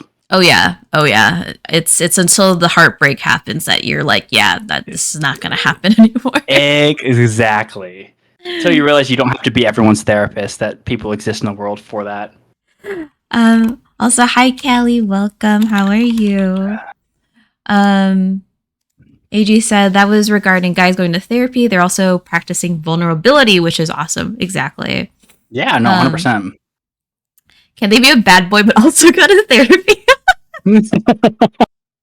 I'll manifest that for you, Adri. Hey, man, the mysterious bad boy who secretly knows how to deal with his own trauma. Slay. Love it. Love that for you. Jess, did you go to the gym today? No, Ducky, because I stayed up not watching. I was reading manhwa. And I couldn't wake up early enough. But I will tomorrow. Are you a morning gym person, Jess, or an evening gym person? Yes, I'm a morning gym person. But the thing is, I'm struggling to wake up early, but I prefer going to the gym in the morning because there's less people and it's less intimidating because you get the cute old grandpas and grandmas just doing their little treadmill walk in the morning. And you get a few of like the buff gym uncles there. But in the afternoon after work, it is scary. You get all the ripped men and women, like they're in like bodybuilder. That's why you don't go in the afternoon. It sucks. And then you get the random high schoolers in there. You get the random high schoolers. Yeah. It's like everyone is there, like all walks of life, and I'm like, this is scary. So morning gym. So there was a period where I was just after college, and I hadn't quite joined the army yet, and I was working 2 different jobs. And I used to get off work at like 11 o'clock at night, and as like a waiter. And I used to go to the gym after work, and so I would work out from like midnight until like 2 in the morning. And it was great because there was no one in the gym. It was like me and maybe one other person in the entire gym. I need that. It was beautiful. I loved it. Yeah. If only that would be like an ideal world for me. Like I just have all the equipment to myself. No one has to look at me fumble. Yeah. I did. I feel like you're a grandma with your bedtime, though. I am, dude. I mean, everyone. Are you an early sleeper? I feel like you would be. It depends on the day. Like, I mean, right now it's gonna be a late night sleep day. But if I'm exhausted, I can go to bed at 8:30 if I want to. But then I'm screwed because then I wake up at like 4:30, and I'm like, what do I do with myself? It's like, do I go back to sleep? I'm not tired. Do I start my day? But no, I just end up laying in bed and watching Instagram videos. So, hey man, that's productive in its own right. Yeah, I guess. That's what we call self-care. I guess. Back on the mental health talk. That's self-care. It is self-care. Oh, Ducky, you're almost done with soul loving. Very nice. Adri, I'll be careful what I wish for. I'm sure there is a thing as a good bad boy. It's contradictory. Listen, a bad boy with a heart of gold does not sound like a bad thing. Yeah. That's what I'm saying. Or maybe the looks is like bad boy material, but is genuinely a softie on the inside. What would you consider to like look like a bad boy? Like, how do you define that look? Adri, you gotta help me out, girl, or Callie, someone. I don't know. How do I? See, I'm thinking of like early like 2000s like 90 like Mm. movies. Like oh gosh. See, it's like I feel like I've seen people like guys wear similar outfits as the one I'm thinking of, but it's like in the face. It's Is like it? it's like it's in the face because it's like there are some guys that like just have like a cute little baby, like you have like a friendly face, like like I wouldn't say like Noah you're a bad boy, like you know what I mean. No, I'm so nice. No, you are so nice, but like there's something like it's like they have like a resting face, but like I don't know, it's like it's in the face, I I make think. fun of my girlfriend because she says that she was into bad boys at one point, and I was like, "You mean like the type of dudes who look like they'd be like smoking cigarettes behind the school, like in high school?" She was like, "Yeah, that guy." Yeah, I don't, yeah, something like that, or like they. Like someone like Johnny Depp circa 1990. AJ says, tattoos, motorcycle, clever and confident, charisma. Yeah, I think it's the charisma too. Like, That makes yeah, sense. The yeah, confidence. yeah, yeah. They don't necessarily have to have the tattoos and motorcycle for me. They tend to, but definitely the clever and confident charisma. Like you can kind of have like a little bit of like a, I don't know, what's it, an argument with them that's like kind of flirty, but it's like, you know what I mean?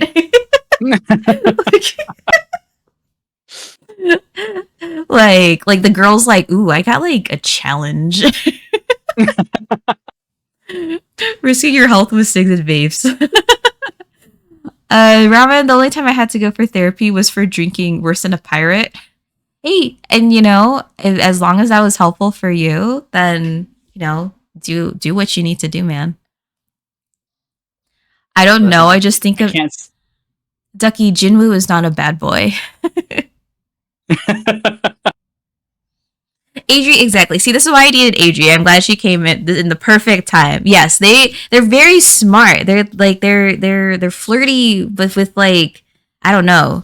It's So the players, oh maybe that's what it is, and the that's when you flirts. end up in heartbreak. Ah, Yeah, see you're right, Adri. I think we are in the womanizers. we both need more therapy, Adri. Yeah, I can't say anything about cigs or vapes because that's something I've struggled with for a long time. But I feel Ramen says, possible stay for acute pancreatitis. Oh my goodness, made me decide to swear off drinks once and for all. And I think it's kind of similar to what Noah was saying earlier. It's like Mhm. sometimes there's just those moments in your life that just kind of served as like your wake up call, you know? Mhm.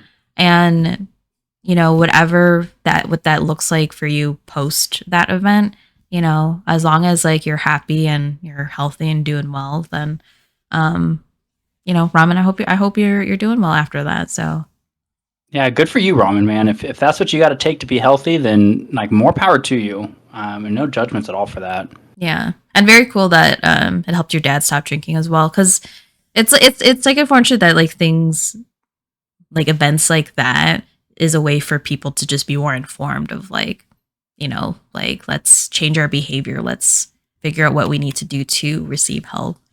Um Amen. yeah. And actually I was going to ask and before we got into another tangent of things, I was going to ask like if you felt like comfortable, not necessarily like maybe sharing like an experience, but like, a time in your life where maybe you're at your lowest point and what was the one thing that helped you to get out of that? Was it a person? Was it like a mental state where like I'm done feeling this way? I need to do something about it.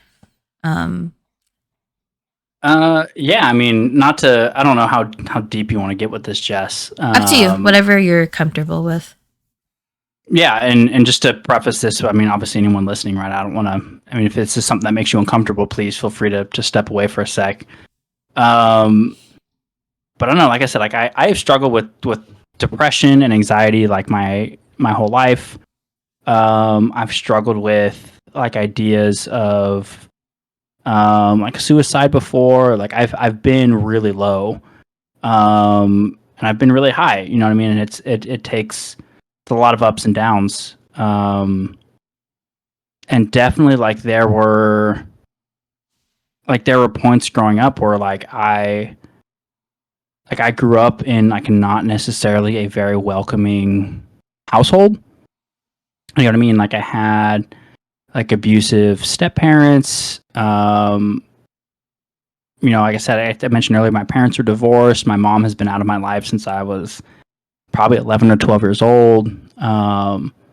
It was enough as a kid to make me feel real low, right? And especially going through as a teenager, through high school. You deal with, everyone knows who's obviously been there. You deal with enough shit as a teenager where it's already a lot, right? And throw in some additional maybe life stressors in there, and it was overwhelming, I think, as a teenager. And I remember feeling really low.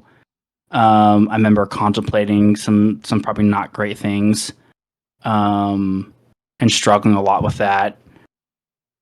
And I don't know. I think it took a lot, but I think I was able to pull through it.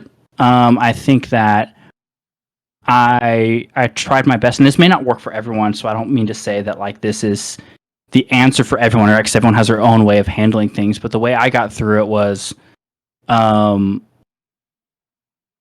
think that I try to just reframe how I thought about my trauma and what I was going through. And in my mind, the way I thought about it was that if the trauma I'm going through now and able to get through better enables me to be there for someone in the future who's going through something similar, and enables me to relate to someone and help someone, then maybe it's worth it to go through it so I can help someone else not go through it.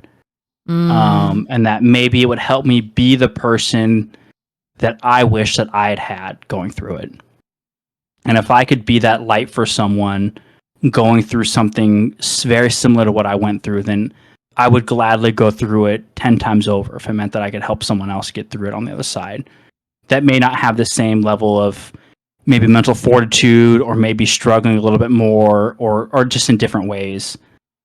And so I saw it as, and maybe it was a little bit self-aggrandizing, but I saw it as almost like a savior thing, where it's I'm willing to go through this if it meant I could help someone. I think it was a combination of that. It was also a little bit of I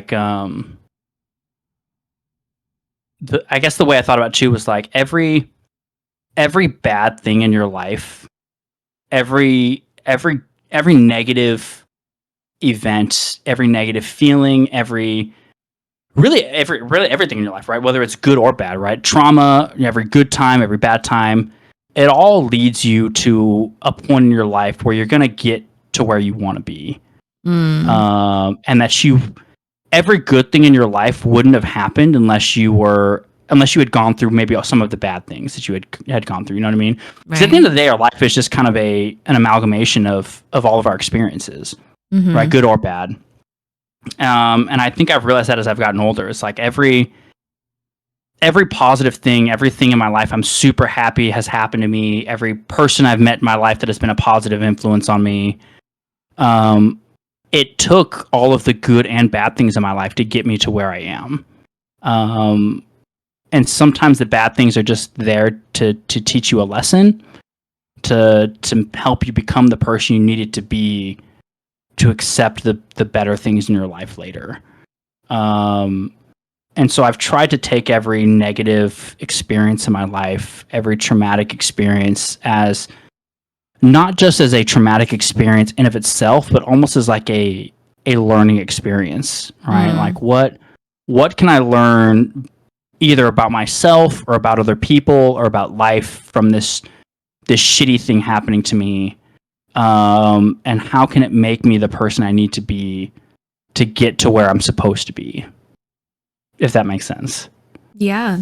Yeah, and I agree with AJ. That's so good. And I think it's not an easy thing that a lot of people can wrap their head around, of reframing a negative experience, because I think I think it's normal for any of us when we experience negative things to kind of just dwell and kind of sit in that for a while. Hmm.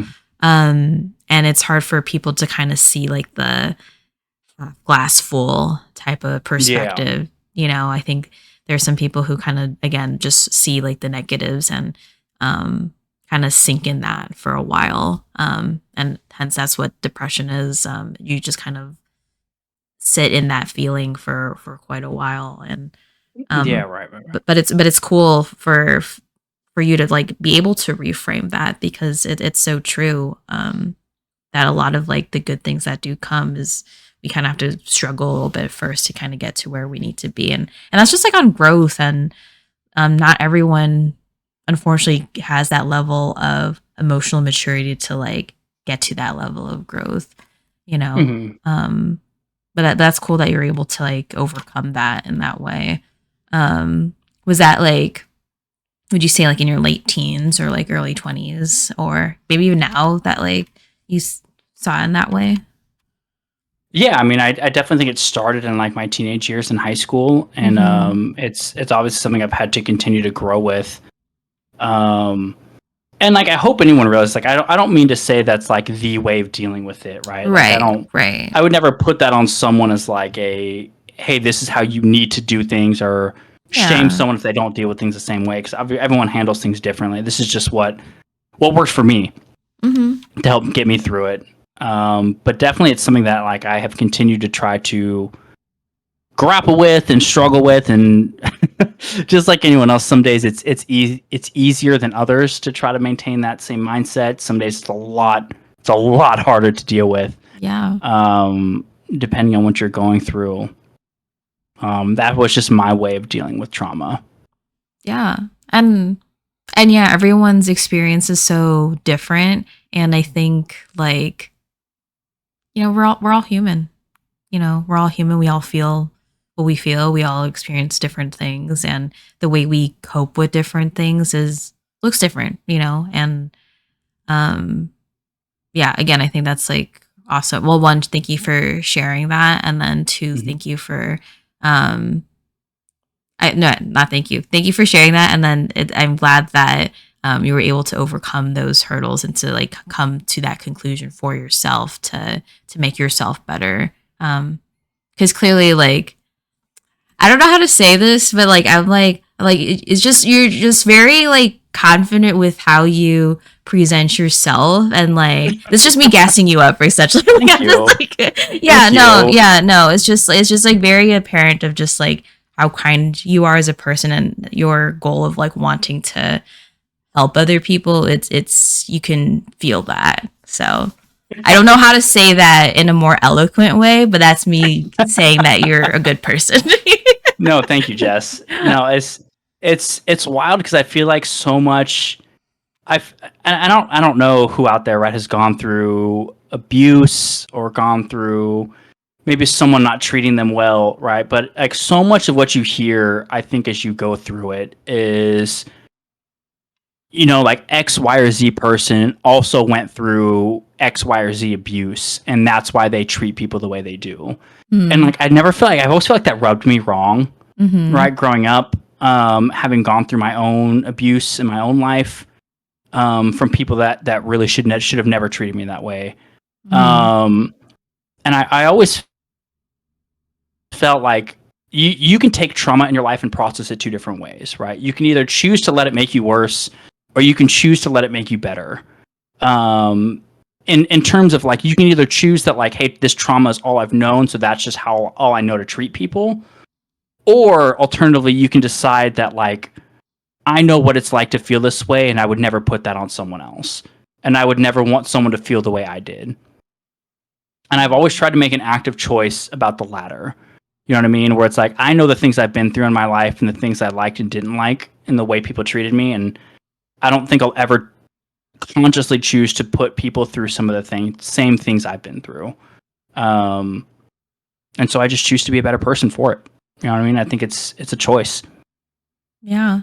No, and I think that's awesome and very um admirable of you to do that. And Yeah, I was like, oh man, I'm trying to hold in the emotions.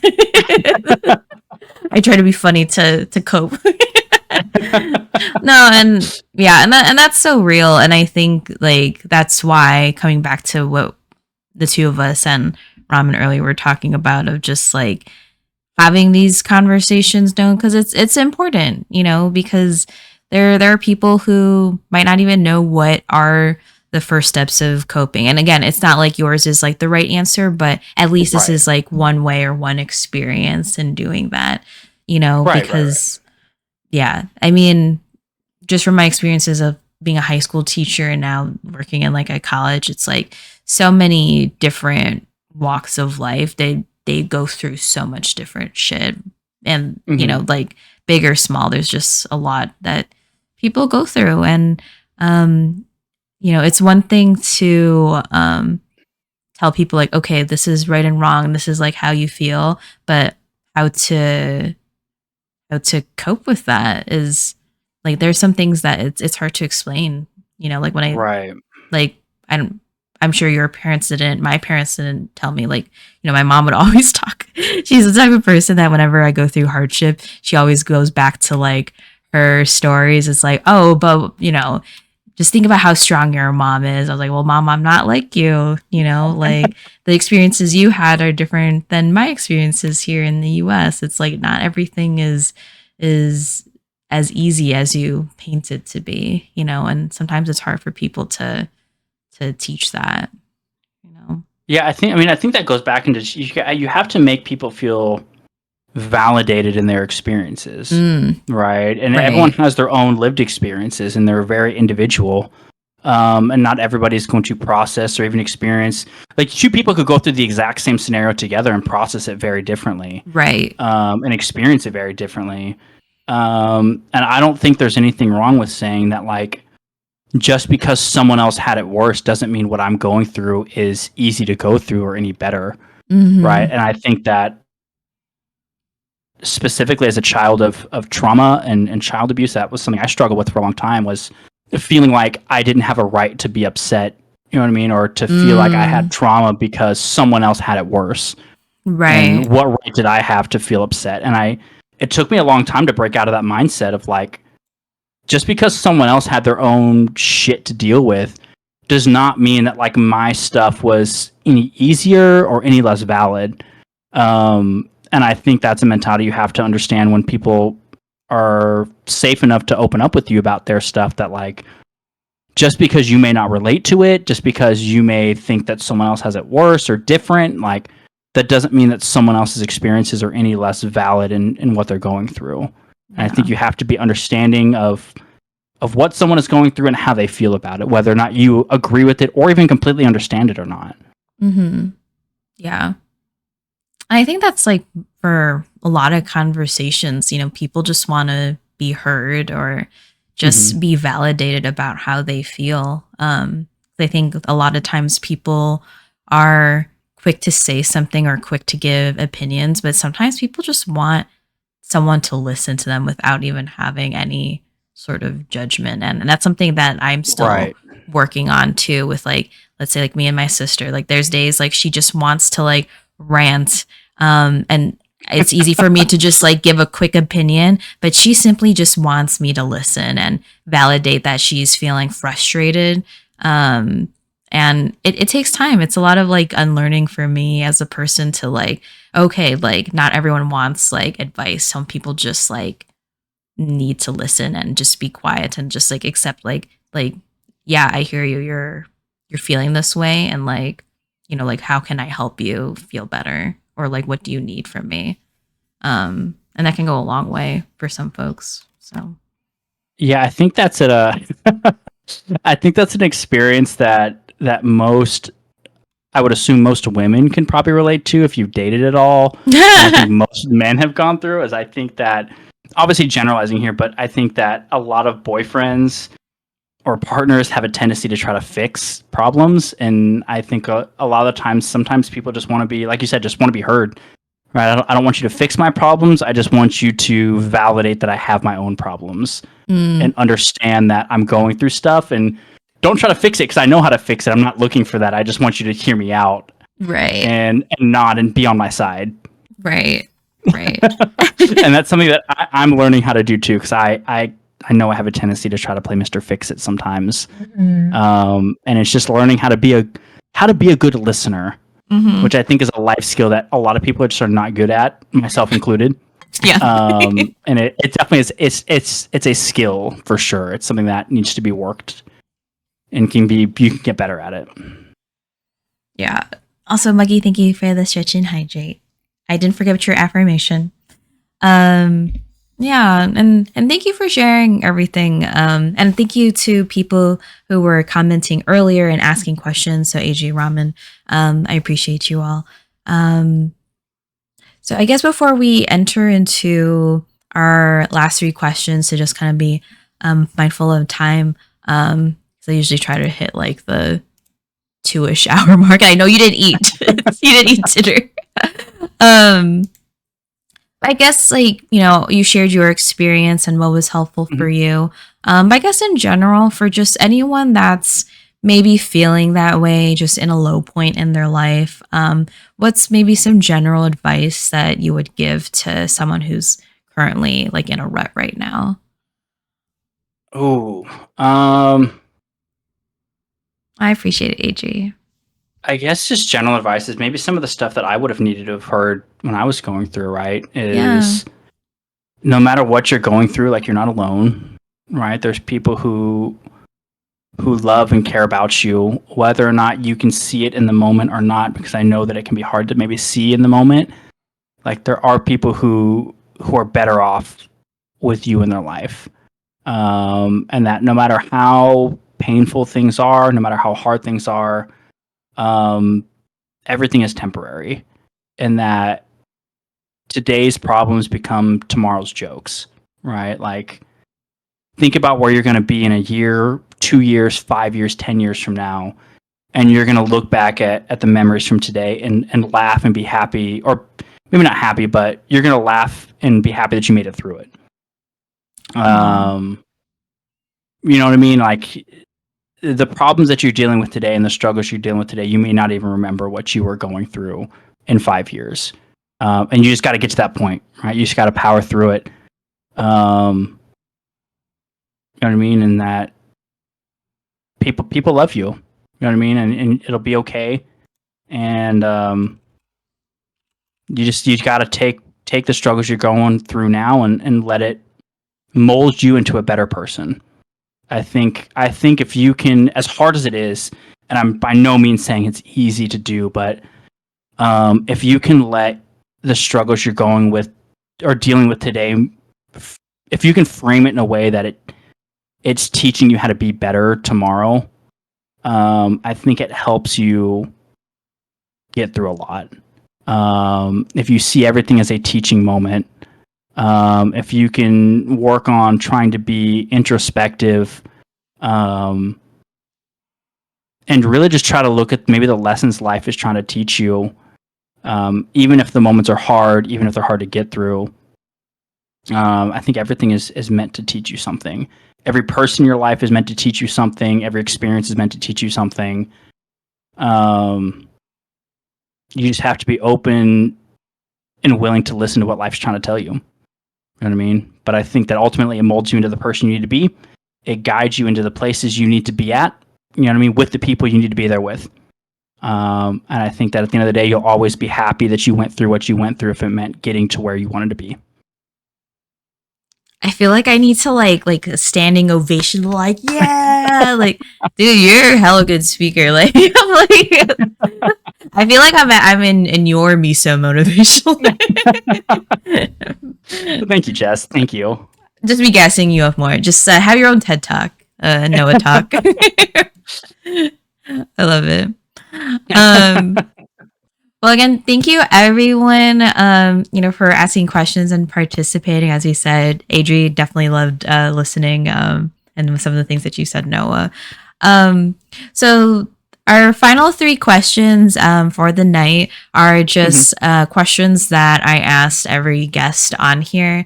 And this can be open to everyone in here to answer as well. It's just after hopefully listening and processing everything that we've talked about today, to just kind of look forward ahead, to just kind of start your week on a positive note, to kind of like how Noah was saying, to just kind of reframe like your day, if it was not a good one, and to kind of just change it into a brighter one. So I always like to start off with our first question with, what's one Hmm. thing that you're thankful for? Ooh. I You will became red forever all be. of a sudden. I don't know. Yeah, sorry. I turned on the lights to my office, and they're all RGB lights because it's getting kind of dark here in Oh, Hawaii, and everything is kind of pink, and so it washed on my face. Hold you're on, good. You're good. Alexa, turn off the lights. Oh, there we go. Hopefully that helps. Okay. No, I'm infinitely thankful for my family. I am I am especially close with. I have three sisters, three younger sisters, and those girls mean the absolute world to me. And I am thankful for each and every moment I get to talk with them and be a part of their life and them be a part of mine. And I love them more than they will ever realize. So always thankful for family. It means a lot to me. Um, Thankful for like the little bits of community I've been able to make on the internet, especially via Twitch. For some of the friends I've made, I think that being a military member, it can be kind of hard to maintain community because we move so much. Mm, We're often in places that are unfamiliar or kind of new to us.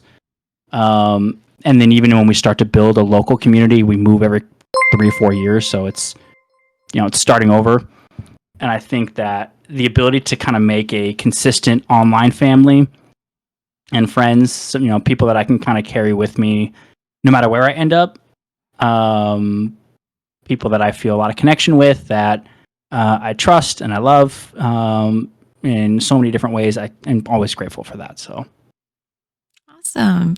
Also, Robin, thank you so much for the follow.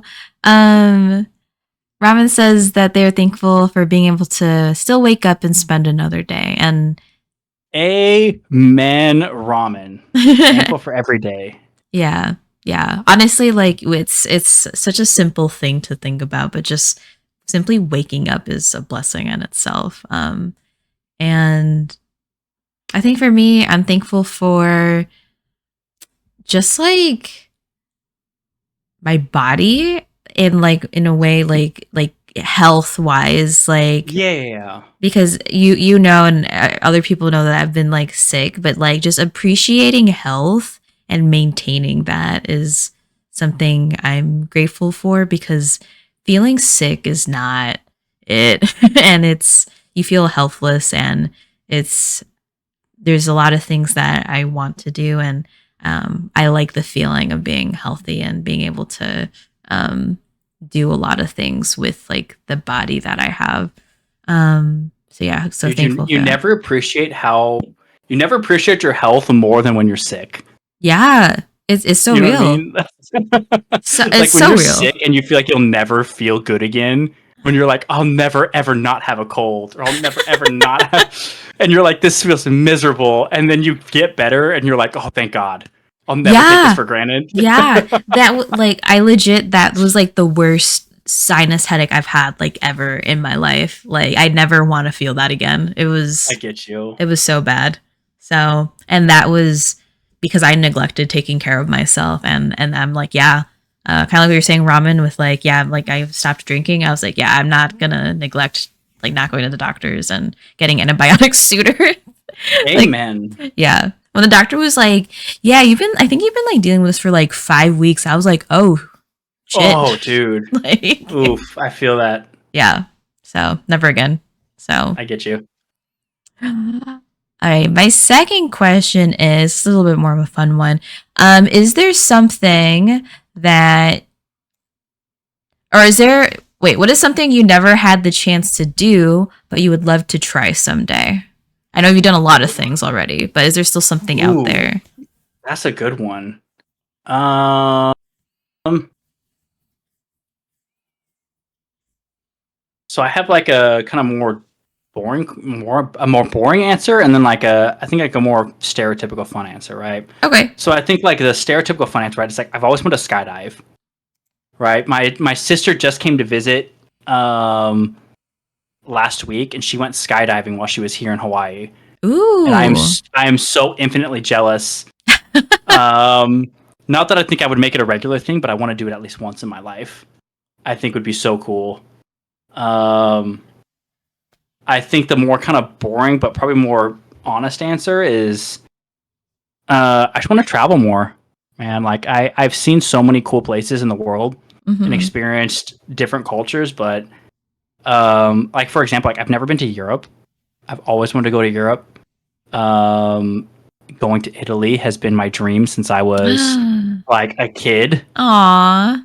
Like I want to eat pasta on like an Italian balcony. Like I want to go see the Colosseum. Like I want to experience more stuff like that. So Aw. um, I think that is like the one thing I've held dear to me that I will make happen in my life at some point. Yes, I I don't care believe how I it. make it happen. I will make it Yes, happen. do it. I believe in you. No. Yes, Adri validates you. Those are both real answers. I agree. Um, Thank you, Adri. yeah, Appreciate I mean, you. Robin said the same thing. They also want to explore, experience the different local food culture. I also want to do the same thing. Same thing. Fun Size also wants to travel more, and I think traveling is so important. Not also just because it's fun, but it's like we can't really Mhm. appreciate other places and people and cultures without having the opportunity to explore, which I know not everyone has the opportunity to, but you Mhm. just get to learn so much when you step outside of like your little bubble, you know. So, Yeah, no, I've never appreciated the way I lived before. I think seeing the way other people live, mm, and that's not to definitely not to down talk how other cultures do things. Um, I think you take for granted how you do things growing up. You know what I mhm. mean? How you've always known things and done things, and Mhm. then you see just different ways of doing things, and it's interesting. I think you learn a lot. So I agree. Yeah. Yeah. Awesome. Well, and my last one, and I know you kind of gave a Mhm. little bit of advice already, but how I phrase it is, if anyone were to come in here right now, and they're just like, "What's happening here?" and you could give them one like last words of wisdom. This is the end, all be all. What Ooh. would you love to impart on everyone that's been listening, lurking, and all that for today? Uh, yeah. So I guess to both my community, and Jess's community, I guess the big thing is like it's okay to not be okay. That was one of the things I heard growing up that I think really stuck with me. Um, and that never forget that like people love you, people care about you. Whether it's someone you know in real life, whether it's someone you met online in your own community, whether it's Jess or myself or anyone else, like there are people that want the best for you, um, and to not be ashamed to seek help if you need it. Right? Not everybody can be strong all the time. I think people can be strong sometimes, but it's okay to feel weak. That doesn't make you a weak person. That doesn't make you any less of a person. I think it's okay. Um, and and yeah, mental health is important, man. It's not talked about enough, and I don't know. It's reach out if you need help. All right, there are people here for you, and just know that we love you. We got you. If you guys need anything, so Yay! Thank you so much. And Adri also agreed that she could appreciate her own home until she traveled. So, um, amen. Ramen had some words of wisdom. I cannot wear your shoes to run your race, but I can run with you. Oh, I've heard a version of that, but never that one specifically. I like that ramen. I love that ramen. I think that hits home. So thank you. Yeah. Well, thank you, Noah, for being such a lovely ending guest for this season. If you're not following him, Please follow him at it's oh god, see I'm making your boy. Twitch.tv/your boy Sinbad. I keep I putting got you, the Jess. it's. That's just my Twitter handle. I know, I get the two confused. Yeah. Yeah. Go follow Noah. I don't know when, I mean, he's streaming right now, so you better follow him at the moment. Thank you, Adri. Thank you, Fun Size. Appreciate the follows. You guys are real ones. Thank you. When are you streaming next, my friend? Thank you, Ramen. Yo. I don't know. It's I'm gonna be honest, I'm not super consistent with my streaming schedule. It's just hard with school and everything too, and work. Probably tomorrow, to be honest. Maybe Wednesday. Awesome. Yeah. Catch him playing League or other things, GTFO. Please do. Please come hang out. I appreciate anyone and everyone who takes the time out of their day to watch me. It means a lot. I will be there. as long as I'm not doing anything, I will be there. I lurk a lot more than people think I do. I like sometimes I can't give everyone a hi, but I'm just like, all right, I'm gonna peep in here. That's okay. I appreciate it, Jess. It's always appreciated. Yeah. Well, I appreciate you and thank you for taking the time, even though you didn't eat. So I want to make sure you eat or have time to eat to be here. Although technically, what time is it for you? It's like it is 6:50 at night. Oh, that's perfect dinner time. Yeah, it's early. It's still early for me. Really? What time do you eat dinner typically? Anywhere between 6 and 8. All right, perfect. We got it right in the middle. Yeah, we're good. We're perfect. But again, thank you everyone. AG Ramen, Reed, everyone else that was in here that helped participate in the conversation, or just people who were lurking or just listening. I know we have some folks who are working, eating dinner, doing whatever you need to do. So I appreciate those listening for today. Yeah. But yeah, this was the end of our lovely season, and I think we ended on a really awesome guest. And hopefully, you were able to gain some sort of wisdom, bits and pieces. And if you didn't gain anything from it, hopefully, you enjoyed some of the fun, lighthearted conversations we had as well. So yeah, thank you again, Noah. Yeah, thank you, Jess. Thanks so much for having me on. Of course, anytime, and hopefully we can play some games at some point too. So, amen. Keep an eye out for that stream. Jess and I know. Let me tell you before we get off. All right, Jess wanted me to point this out. All right, everyone thinks that Jess is such a nice person. Yes, she's so sweet. IRL. Jess is a fucking menace. I told y'all. If you ever watch her play Overwatch, we'll play Overwatch again soon. Yeah. Jess is an absolute menace. Let's go. So, hide your kids, hide your wives. Jess is coming for you. Exactly. Let's go. And you also have to teach me. Well, I actually know League, but I need to refresher. So we'll play. We'll play. Okay. We'll play again sometime soon. I'm down. All right. I will let you go eat your dinner. Sounds good. Again, thanks, Jess, for having me on. Thanks for your community for welcoming me so much. Thanks to my community for watching too. But I love y'all. Thanks, Jess. Much love to you guys. Much love. Catch you guys later. Bye. Bye. Have a good night, everyone. Good night.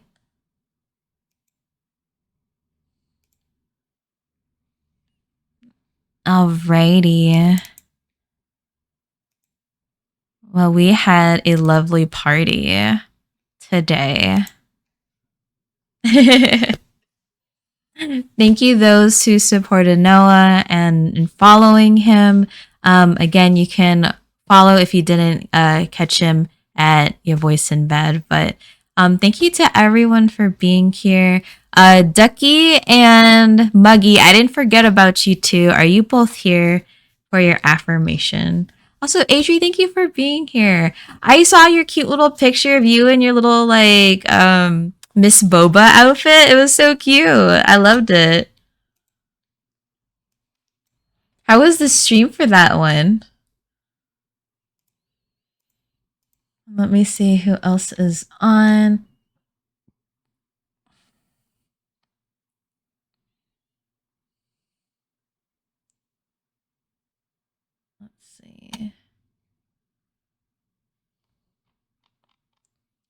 Yeah, it was so cute.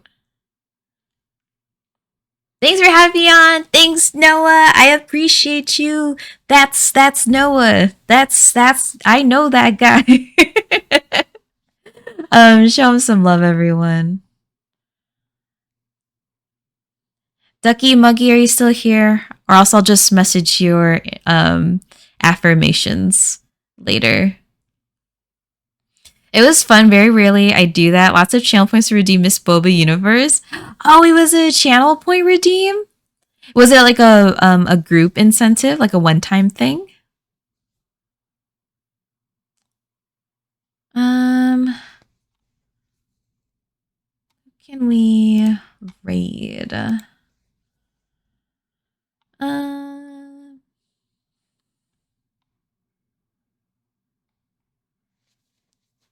I'm open to suggestions for people to raid.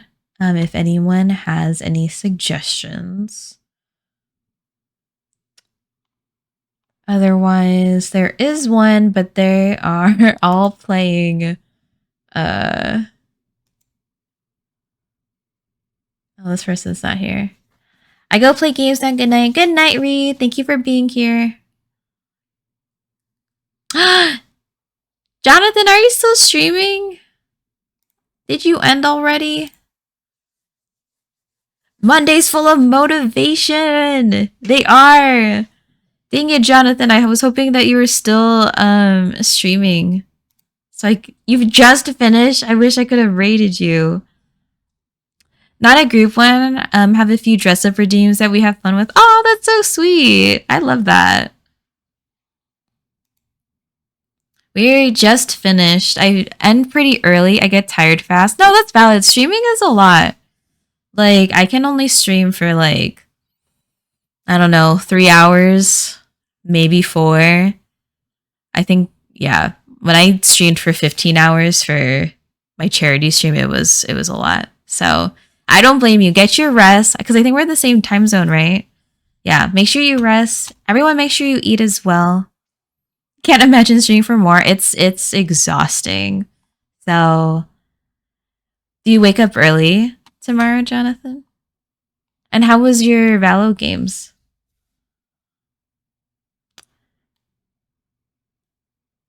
15 hours. How did you do that? I don't know. And actually, you know what? I suffered afterwards because I was actually sick, but I still streamed.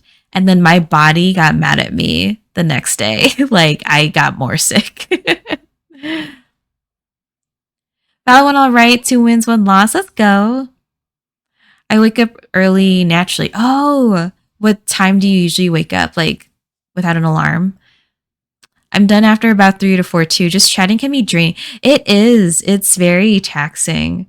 And I feel like us as like people who stream, depending on like who's in your chat, like you're having like multiple conversations sometimes. And let me give you a shout out, Jonathan. 6 a.m. to 7 a.m. Let's go. I need to wake up early. I gotta go to the gym tomorrow. I'm gonna make it a thing. Focusing on health. Trying to see who we can raid.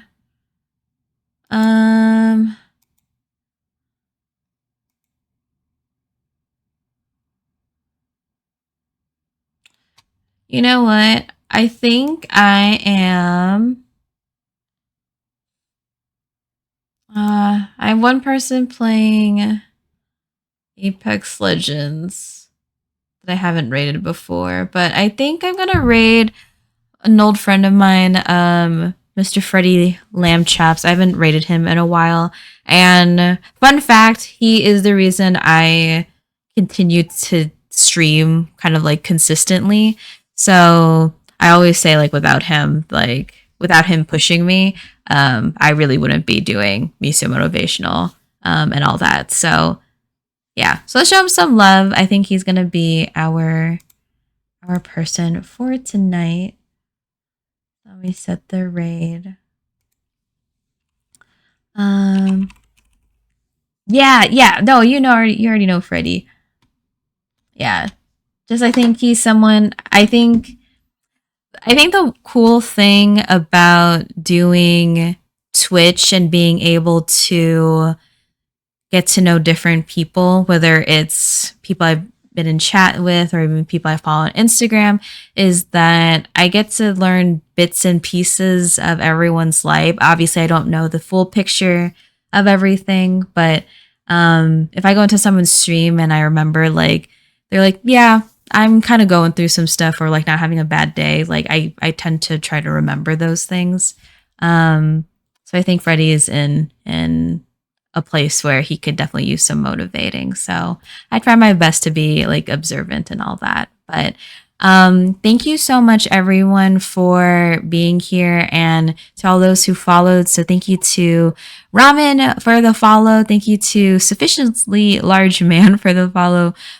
Ku for the gifted, and It's Mochi for the follow as well. Thank you, Jonathan, and I hope again, thank you for streaming as well earlier when I saw you earlier. But yeah, what a great way to end season 3 of Miso Motivational. Technically half of it because not the first part wasn't saved onto Twitch, but I'm getting better.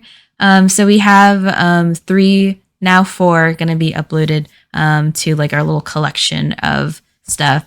I'm still slowly trying to work on what do you call it?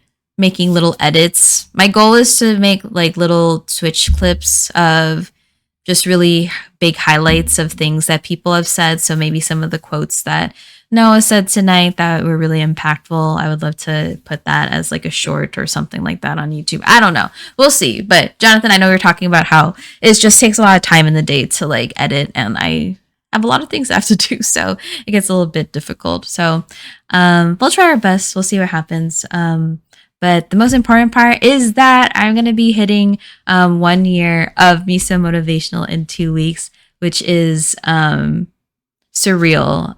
It's not necessarily 1 year of me being on Twitch, but I'm going to claim March 13th as my 1 year, mainly because I am so thankful for everything that this podcast has done for me, and I think for a lot of people, and the impact that I hope it will make in other people's lives. And I'm just here to kind of just make everyone happy and to just make things better for everyone. So I'm excited. I will make more announcements about that. We'll be having an award ceremony of sorts in 2 weeks. So I will prep that up. So that will be fun. And then in terms of streaming this week, we will, I don't know. Well, for sure, I think we have a stream collab happening on Wednesday with Coop, but I'll have to double check with him. And then hopefully we'll have time to play Resident Evil this week. It just kind of depends on my schedule because your girl is trying to find wedding venues and stuff, and lots of things to plan. So awards for what? So at the end of the last season of Miso Motivational, I did kind of like a little awards show. And for those of you who know Nikki Poopukins, she likes to do awards to honor viewers, honor friends, other streamers, for just recognize them for the good that they do here on Twitch. So some awards that we did last time was just like a viewer award. We did I think I forgot how I named them. I did like the soupiest cafe member, so that's like a viewer award. I did like oh my gosh, see, now I have to look at it. I forgot the names. What did I put? I had one of them is like the Jer Award. So someone who is like really loyal. It's my Kuya Mark. Hi, Annie. Y'all were awesome today. Thank you. Can I get a shout out for Mark? Thank you for the 8 months, Kuya. I love you. We also have Holy shit! Noah, you can't jump scare me like that. Dude, thank you so much for the 5 gifted. You did not have to do that. Thank you. Oh, Lily, thank you so much for being here. I don't know if I gave you a shout out earlier. I'm sorry about that. Thank you, Noah. We did a Miso Slay Award, so someone that has been showing self-growth and improvement. Another one was the the Miso Award, so it's someone who I believe embodies the kind of like the values that I like to have here on Miso Motivational. So I have the people in my head. I just kind of need to lay it out. So who knows? It might be one of you all. It's me. It's me. I win. So who knows? So you might be chosen for an award. I'm gonna have a little bit more awards. I didn't think of the names for them. So be on the lookout for that. So I'm excited. That's gonna be kind of our 1 year celebration. I do plan on having a charity stream. It was supposed to also be for the 1 year, but that's not gonna happen in time because my lack of planning and lack of time is coming very, very slim. So it's gonna happen later. I think we have the same headset, do we? You have the Arctic Steel series? I got this as a Christmas gift. I get the Coop Award for being cool. And yeah, it's like everyone, honestly, if I can give everyone an award, all of you deserve it because all of you are awesome. But this is just to, I don't know, this is just to honor you all because I think what we have here is something special and I want to continue sharing gratitude to everyone in here. So, but yeah, before I get all sappy, because there's a lot of things that I could say, but I want to save it for in 2 weeks and all that. But here is the raid message. Noah, thank you so much again for the 5 gifted, and Kuya Mark, I love my Kuya, for the 8 months. My Marky Mark, was it sub raid? I might be back again tomorrow, but for sure Wednesday. Let's how the heck do I start a raid? There we go. Thanks for today with you. Bye, Magic. 2 minutes on that hype train. I know. Thank you, Rosie. Thank you, Kelly. I hope you're having a good stream. Or I don't know if you're still streaming, but I hope you had a good stream. And I think Noah really painted this perfectly when he was talking. Just a W speaker, by the way. I'm just going to keep saying that. But I think it's really important. And I love being able to say this at the end of every stream because I think there's truly people that need to hear it. But as always, just know that if no one has told you that they love you today, or if you feel alone, know that we love you here in some form or fashion. So thank you, Annie, for sharing the socials. But yeah, we love you here very, very much. So if you need to hear that, again, Noah and I can express that to you. So much love, everyone. I appreciate you all. Let's show some love to Freddie.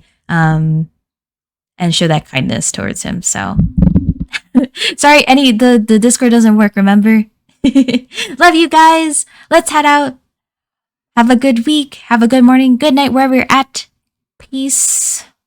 Bye, Benjamin. Bye, Noah. Bye, Annie. Bye, Adri. Bye, Kelly. Bye, Magic. Bye, Kuya Mark.